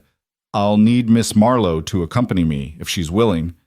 Her testimony about the threats at Patterson's ranch is particularly valuable since she's not one of Callahan's employees and has no financial stake in the outcome." Eliza felt Grant tense beside her. Before he could object, she said, "I'm willing. When would you like me there?" 3 o'clock. Crowley's main office is above the saloon, correct? At Grant's nod, Garrett continued. "Good. Miss Marlowe, I want you to understand, Crowley will likely try to discredit you. He'll suggest you're biased because you work for Callahan, or that you're exaggerating because you have some personal grudge. Can you handle that kind of questioning?" "Marshal, I've been handling that kind of questioning since I stepped off the train in Ironwood Station," Eliza replied. "I think I can manage a few more hours of it." Garrett's expression softened into something almost like approval. "I believe you can. Mr. Callahan, you're welcome to wait at the general store, but you cannot be present during my interview with Crowley. This needs to be official and unbiased." Grant looked like he wanted to argue, but he nodded tightly. "I'll be at the store. Eliza, Miss Marlowe. If you feel uncomfortable at any point, you can leave. You don't have to tolerate abuse, official investigation or not." "I'll be fine," Eliza assured him, though her stomach was already knotting with anxiety. Facing Crowley in his own territory, being questioned about events that might send his men to prison, was not something she was looking forward to. But it needed to be done. They spent the intervening hours at the general store, where the proprietor, a nervous man named Henderson, who clearly wanted no part in the conflict, served them coffee and tried to pretend he wasn't listening to their conversation. Grant used the time to review Eliza's testimony, making sure she had the details straight, though Eliza suspected it was more about keeping himself occupied than actual necessity. "You don't have to do this," he said for the third time. "Garrett has plenty of other testimony. Yours is valuable, but it's not essential." "It's the most valuable because I'm the most neutral," Eliza countered. "Patterson and Morrison and the others all have financial interests that Crowley can point to as motivation for lying. I don't. I'm just someone who happened to witness his foreman making threats. That makes my testimony harder to dismiss." "It also makes you a target," Grant said quietly. "Once you testify officially to a territorial marshal, Crowley can't pretend this is just local squabbling. It becomes federal business. He's going to see you as a threat." "He already sees me as a threat," Eliza reminded him. "Wyatt made that clear at Patterson's ranch. I'm already involved, Grant. Refusing to testify now won't make me safer." It was the first time she'd used his given name, and they both noticed. Grant's eyes widened slightly, but he didn't correct her, and somehow that small intimacy steadied Eliza's nerves more than any amount of reassurance could have. At precisely 3 o'clock, Marshal Garrett collected Eliza from the general store and escorted her to the saloon. The establishment was quiet at this hour, with only a few afternoon drinkers nursing whiskey at the bar. They stared as Eliza passed. A respectable woman didn't enter saloons, and her presence was enough to cause muttered speculation. But Eliza kept her chin high and followed Garrett up the narrow stairs to the second floor. Crowley's office was surprisingly elegant for a saloon's upper room. Dark wood furniture, leather chairs, a desk that looked imported from back east. The man himself stood by the window, looking out over Ironwood Station's main street with the air of someone surveying his kingdom. When he turned, Eliza got her first clear look at Marcus Crowley. He was younger than she'd expected, perhaps 40, with the kind of polish that spoke of Eastern money and education. His suit was expensive, his hair carefully styled, his manner smooth as oil. He could have walked into any Boston drawing room and fit perfectly, which, Eliza realized, was exactly the point. Crowley wanted to be seen as legitimate, respectable, civilized. Everything about his presentation was designed to distance himself from the violence his men committed in his name. "Marshal Garrett," Crowley said, his voice cultured and pleasant. "I received your message requesting this interview. I'm happy to cooperate, though I confess I'm not sure what this is regarding." "I think you know exactly what it's regarding, Mr. Crowley," Garrett replied. Multiple ranchers have filed complaints about intimidation and property damage they attribute to your operation. I'm here to investigate those claims. Ah. Crowley's expression shifted to mild concern. I've heard rumors about such accusations. Unfortunate. I assure you, Marshal, my business operates entirely within legal boundaries. If my competitors are experiencing difficulties, it's due to their own poor management, not any action on my part. Your competitors? Garrett repeated. Is that how you see the other ranchers? As competitors rather than neighbors? This is business, Marshal. Ranching, land acquisition, resource management, it's all business. I don't mean to sound callous, but sentiment doesn't build successful operations. I've made fair offers for properties I'm interested in acquiring. If those offers were refused and the owners subsequently experienced hardships, well, that's simply the risk of frontier life. Eliza felt her anger rising at the smooth dismissiveness in Crowley's voice. He was making it sound reasonable, inevitable, as if the fires and threats were just unfortunate coincidences rather than calculated attacks. Garrett gestured to Eliza. This is Miss Eliza Marlowe. She was present at the Patterson Ranch when your foreman, Cade Wyatt, allegedly made threats against Patterson's family. I'd like her to give her account, and then I'd like your response. Crowley turned his full attention to Eliza for the first time, and she fought not to flinch under that calculating gaze. Miss Marlowe, the mail-order bride, correct? The one who now works for Grant Callahan? I've heard about you. Then you know I have no financial interest in this dispute, Eliza replied, keeping her voice steady. I'm simply reporting what I witnessed. By all means, Crowley said, gesturing graciously, share your version of events. Version. As if there were multiple equally valid interpretations of threats and intimidation. But Eliza had expected this. She pulled out her notebook and began recounting exactly what she'd witnessed at Patterson's ranch. The number of men, their positioning, Wyatt's specific words about Patterson's daughters needing protection, the implications that harm would come to them if Patterson didn't sell. She spoke calmly, factually, occasionally referencing her written notes. She didn't embellish or editorialize. She simply presented the events as they'd occurred. When she finished, Crowley was quiet for a moment. Then he smiled, and it was the most unsettling expression Eliza had seen on his face yet. That's quite a detailed account, Miss Marlowe. You seem to have remarkable recall for someone who was presumably frightened and confused by the situation, almost as if you'd prepared this testimony in advance. I wrote down what I witnessed immediately afterward, Eliza said. While the details were fresh, that's not preparation, that's good record-keeping. Or it's a carefully crafted story designed to support Callahan's vendetta against me. Crowley turned to Garrett. Marshal, I mean no disrespect to Miss Marlowe, but consider her position. She's employed by Grant Callahan, lives on his property, depends on him entirely for her livelihood. Is it really surprising that she would testify in a way that supports his interests? Mr. Callahan pays me to keep his house, not to lie to territorial marshals, Eliza said sharply. And I don't appreciate the implication that I'm fabricating testimony. I'm not implying fabrication, Crowley said smoothly, merely suggesting that perception can be colored by circumstance. You witnessed what you interpreted as threats. Perhaps Wyatt was simply engaging in the kind of rough frontier humor that Eastern ladies might misunderstand. Perhaps the situation seemed more threatening than it actually was, because you were already predisposed to see me and my men as villains.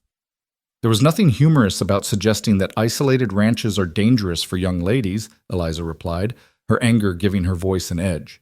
And I may be from the East, Mr. Crowley, but I'm not stupid. I know the difference between rough humor and deliberate intimidation.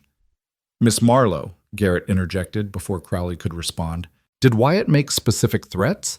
Did he explicitly say what would happen to Patterson's daughters if Patterson didn't sell? Eliza thought carefully, knowing this distinction mattered. He didn't make explicit threats in the sense of saying, "We will harm your daughters." He was more subtle than that. He talked about how dangerous isolated ranches could be, how young ladies especially need protection, how Patterson's refusal of Crowley's offer meant giving up that protection. The implication was clear. Accept the offer and your family is safe. Refuse and something bad might happen. It was a threat delivered with plausible deniability. That's an interpretation, Crowley said, and a rather uncharitable one. Marshall, I can't control how people interpret my men's attempts at honest conversation. Can you control your men's actions? Garrett asked. Because there have been 3 suspicious fires at ranches that refused your offers in the past 2 months. That's a troubling pattern. Coincidence, Crowley replied, and perhaps poor fire safety on the part of the ranchers involved. You know how these small operations work, Marshall. They cut corners, take risks, and then when something goes wrong, they look for someone to blame. I'm a convenient scapegoat because I'm successful, and because I've made offers they view as threatening to their egos. The Morrison fire destroyed a newly built barn, Garrett said. How does that indicate poor fire safety? I don't know the details of Morrison's operation. Perhaps he stored hay improperly, or had faulty wiring, or any number of issues that can cause fires. I understand he's having financial difficulties, though. Perhaps the fire was convenient for insurance purposes. The suggestion that Morrison might have burned his own barn was so audacious that Eliza actually gasped. That's a vile accusation, she said before she could stop herself. Morrison lost his winter feed stores. He's facing the possibility of losing his entire herd. Why would he do that deliberately? Why would I? Crowley countered. If I wanted Morrison's land, burning his barn accomplishes nothing. It only makes him more determined to hold on out of spite. The fire hurts me as much as it hurts him. It makes me look like a villain when I'm simply a businessman trying to expand a legitimate operation. He had an answer for everything, Eliza realized. Every accusation was met with plausible denial. Every piece of evidence reinterpreted as coincidence or misunderstanding, or even as the victim's own fault. He was good at this. Too good. Years of practice at talking his way out of responsibility, at using his polish and education to deflect blame. Marshall Garrett seemed to recognize it too. His expression had gone harder as the interview progressed, his questions sharper. Mr. Crowley, I'll be interviewing your foreman Wyatt and several of your other men over the next few days. I'll also be examining the sites of these fires and speaking with additional witnesses. If I find evidence of criminal activity, arson, conspiracy, intimidation, I will file charges. The territorial government takes property crimes very seriously. As they should, Crowley agreed. I hope your investigation exonerates me and my men. We're simply trying to build something lasting in this territory, Marshal. We're not criminals. We'll see, Garrett said. That's all for now. Miss Marlowe, thank you for your testimony. I may have additional questions as my investigation proceeds. Eliza stood, eager to leave Crowley's presence. But as she reached the door, Crowley spoke again. Miss Marlowe, a word of advice, if I may. You're new to the territory, new to frontier life. It's easy to get swept up in local feuds, to take sides without understanding the full situation. Grant Callahan is a charismatic man, I'm sure, and he's clearly convinced you that I'm some kind of villain. But consider, what do you really know about him? About his business practices? About why his men are so loyal? Perhaps you're backing the wrong horse. Eliza turned back, meeting Crowley's eyes squarely. I know that Mr. Callahan has never threatened anyone's children. I know his men are loyal because he treats them fairly, not because he terrorizes them. And I know that when I arrived in this territory with nothing, he offered me honest work at fair wages with no ulterior motives. Can you say the same about your business practices, Mr. Crowley? She didn't wait for his response, just followed Marshall Garrett down the stairs and out of the saloon. The afternoon sun was bright after the dim interior, and Eliza blinked against it, feeling slightly dazed. Her hands were shaking again, she noticed. Apparently confronting intimidating men never got easier, no matter how many times she did it. Grant was waiting outside the general store, and he crossed the street the moment he saw them emerge. How did it go? Miss Marlowe gave excellent testimony, Garrett said. Crowley tried to discredit her, but she held her ground. He's smooth, I'll give him that. But being smooth doesn't mean being innocent. I'll continue my investigation. And Wyatt, Grant asked, will you be questioning him? Tomorrow morning, Garrett confirmed. Along with several other members of Crowley's crew, I want to hear their versions of events and see if their stories match their employer's denials. He tipped his hat to Eliza. Miss Marlowe, you did well in there. Most people crumble under that kind of pressure. You didn't. After Garrett left, Grant immediately focused on Eliza with concern clear in his expression. Are you all right? What did Crowley say to you? The expected things, Eliza replied, suddenly exhausted.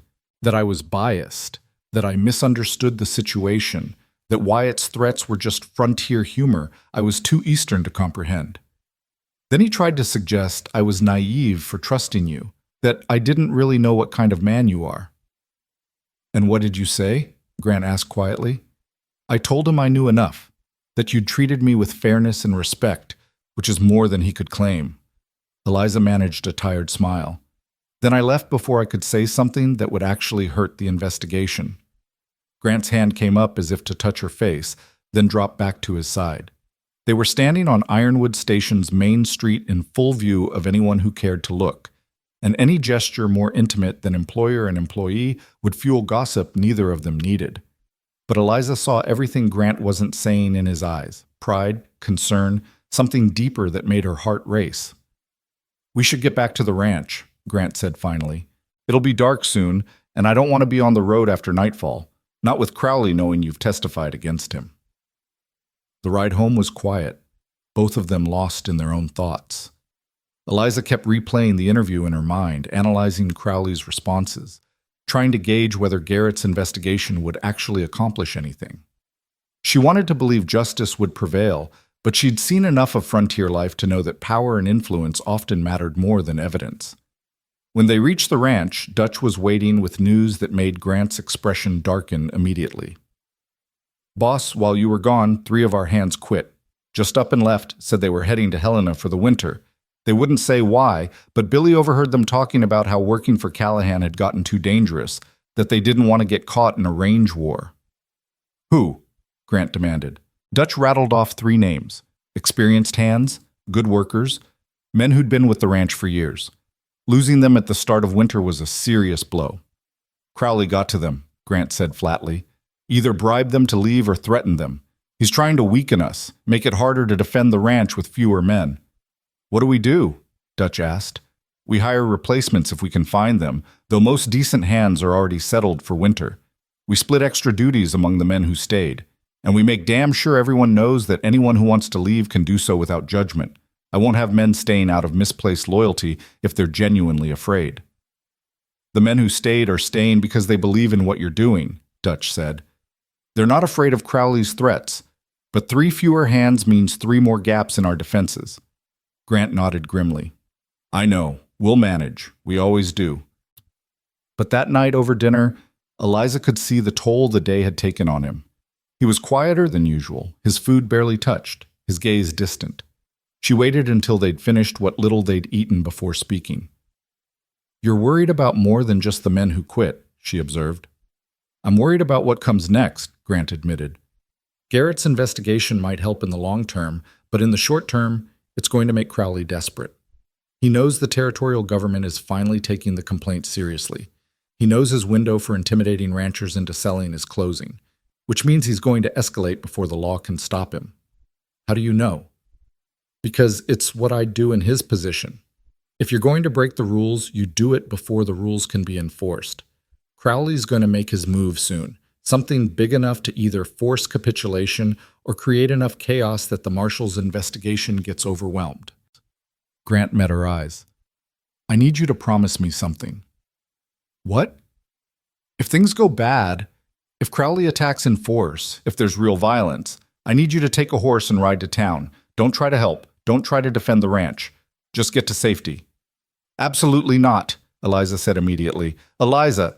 No, she interrupted, using his given name deliberately now. I'm not abandoning this ranch or you or the men when things get difficult. I already told you I don't quit easily. Did you think I was only talking about housekeeping? I think you're braver than you have any right to be, Grant said, frustration and something else, something tender, coloring his voice. And I think that if something happened to you because you stayed to defend my property, I would never forgive myself. Then we'd better make sure nothing happens to me, Eliza replied. And the best way to do that is to be prepared, not to run away. Teach me to shoot. Grant stared at her. What? Teach me to shoot, Eliza repeated. You said yourself Crowley's going to escalate. If that happens, I want to be able to defend myself. I'm not asking to join your men on the front lines, but at least let me know how to handle a gun if the situation demands it. Eliza, firearms are dangerous. So are men like Wyatt and Crowley, Eliza countered. Grant, I'm going to be here whether you like it or not. Would you rather I was armed and competent or unarmed and helpless? Grant was quiet for a long moment, clearly torn between protecting her and respecting her autonomy. Finally, he sighed. Tomorrow morning, we'll start with basic rifle training. Dutch was a marksman in the army. He can teach you properly. But Eliza, promise me you'll be careful. Promise me you won't take unnecessary risks. I promise to be as careful as circumstances allow, Eliza said. That's the best I can offer. I suppose it'll have to be enough. Grant stood, collecting dishes as if he needed something to do with his hands. Thank you for testifying today, for standing up to Crowley, for not backing down when most people would have run for cover. I know I keep saying this, but you're remarkable. So are you, Eliza said softly. You could have sold to Crowley months ago, could have taken his money and moved somewhere easier, somewhere without the constant threat of violence. But you're staying and fighting because you believe in protecting what's yours and helping people who can't protect themselves. That's remarkable too. They stood on opposite sides of the dining room table, dishes stacked between them, and the air felt heavy with everything unsaid. The careful distance they'd maintained was eroding day by day, worn away by shared dangers and mutual respect, and something neither of them was quite ready to name. Grant broke the moment first. I should check on the night watch. Make sure everyone's positioned correctly. And I should clean up here, Eliza agreed, though neither of them moved immediately. Eliza? Grant's voice was quiet. What Crowley said today, about you not really knowing me, he's not entirely wrong. There are things about my past, about the way I built this ranch, that aren't pretty. I've made hard choices, sometimes ruthless ones. I'm not the hero you might think I am. I don't need you to be a hero, Eliza replied. I need you to be honest, which you've been since the day we met. Whatever choices you made to build this ranch, you made them in a world that doesn't reward gentleness or hesitation. I understand that, and it doesn't change how I see you. Grant looked at her for a long moment, something vulnerable showing in his usually controlled expression. Then he nodded, touched the brim of his hat in that curiously formal gesture he sometimes used, and left. Eliza cleared the dishes slowly, her mind spinning. She was in dangerous territory now, not just physically, with Crowley's threats escalating, but emotionally. She'd come to Montana expecting to become a merchant's wife out of desperation and pragmatism. Instead, she'd found herself working for a rancher she was rapidly developing feelings for that went far beyond professional respect. It was foolish, impractical, potentially disastrous. Grant hadn't made any declarations, hadn't suggested their relationship was anything beyond employer and employee. For all she knew, his concern for her safety was simply good character, not personal affection. She could be misreading everything, projecting her own growing feelings onto gestures that were nothing more than basic human decency. But then she remembered the way he'd looked at her when she'd stood up to Crowley, the way his hand had started to touch her face before he stopped himself, the way he said her name, Eliza, not Miss Marlowe. When he was worried or moved or unguarded, those weren't the actions of a man who saw her merely as his housekeeper. The next morning brought the shooting lessons Dutch had agreed to provide. He set up targets in a clearing behind the barn, away from the main ranch buildings, and began teaching Eliza the fundamentals of firearms. She'd expected him to be dismissive or patronizing, but Dutch approached the teaching with the same serious competence he brought to everything else. First rule, he said, handing her an unloaded rifle, is that every gun is always loaded. Even when you know it's not, you treat it like it is. That mindset keeps accidents from happening. For 2 hours, Eliza learned how to hold the rifle properly, how to sight down the barrel, how to control her breathing when aiming. They didn't fire a single shot that first day. Dutch was adamant that she needed to understand the mechanics and safety before she ever pulled a trigger. But by the end of the lesson, Eliza's arms ached from holding the rifle steady, and her mind buzzed with new information. You're a quick study, Dutch observed as they walked back to the main ranch. Tomorrow we'll move to actual shooting. Don't expect to hit anything at first. It takes practice. Grant joined them for lunch, and Eliza found herself demonstrating her new knowledge, showing him the proper grip Dutch had taught her. Grant watched with an expression that mingled approval with lingering concern. I still think this is a bad idea, he said, but without much conviction. You think everything I do is a bad idea, Eliza teased. Testifying to the marshal was a bad idea. Confronting Wyatt was a bad idea. Staying at the ranch instead of running back east was a bad idea. Yet somehow I'm still here and still functional. Somehow, Grant agreed dryly. But his eyes were warm, and when their hands brushed reaching for the same serving bowl, neither of them pulled away as quickly as they should have. The peaceful interlude lasted exactly 3 days. On the 4th day, a rider came from town bringing news that made Grant's face go pale. Marshal Garrett had tried to question Wyatt. The foreman had refused to cooperate, had been belligerent and threatening. When Garrett attempted to arrest him for obstruction, Wyatt had pulled a gun. Garrett's deputies had been forced to shoot. Wyatt was dead, killed in what the marshal was calling a justified use of force, but Crowley was claiming murder. He was telling anyone who would listen that territorial marshals had executed his foreman in cold blood, that this was a conspiracy between Garrett and the ranchers to destroy his business through violence and intimidation. He was demanding a federal investigation, threatening lawsuits, using his connections with territorial representatives to create as much noise and chaos as possible. "This is going to get ugly," Grant said after dismissing the messenger. He looked at Eliza and Dutch, his expression grim. Crowley's going to use Wyatt's death to paint himself as the victim. And without Wyatt to testify about the threats and intimidation, we've lost a key witness. Garrett's investigation just got much more complicated. "What do we do?" Eliza asked. Grant was silent for a long moment. Then he said, "We prepare for whatever comes next. Because Crowley's not going to let this stand. He's lost his foreman, his reputation is damaged, and the law is closing in, which means he's got nothing left to lose. And that makes him more dangerous than ever."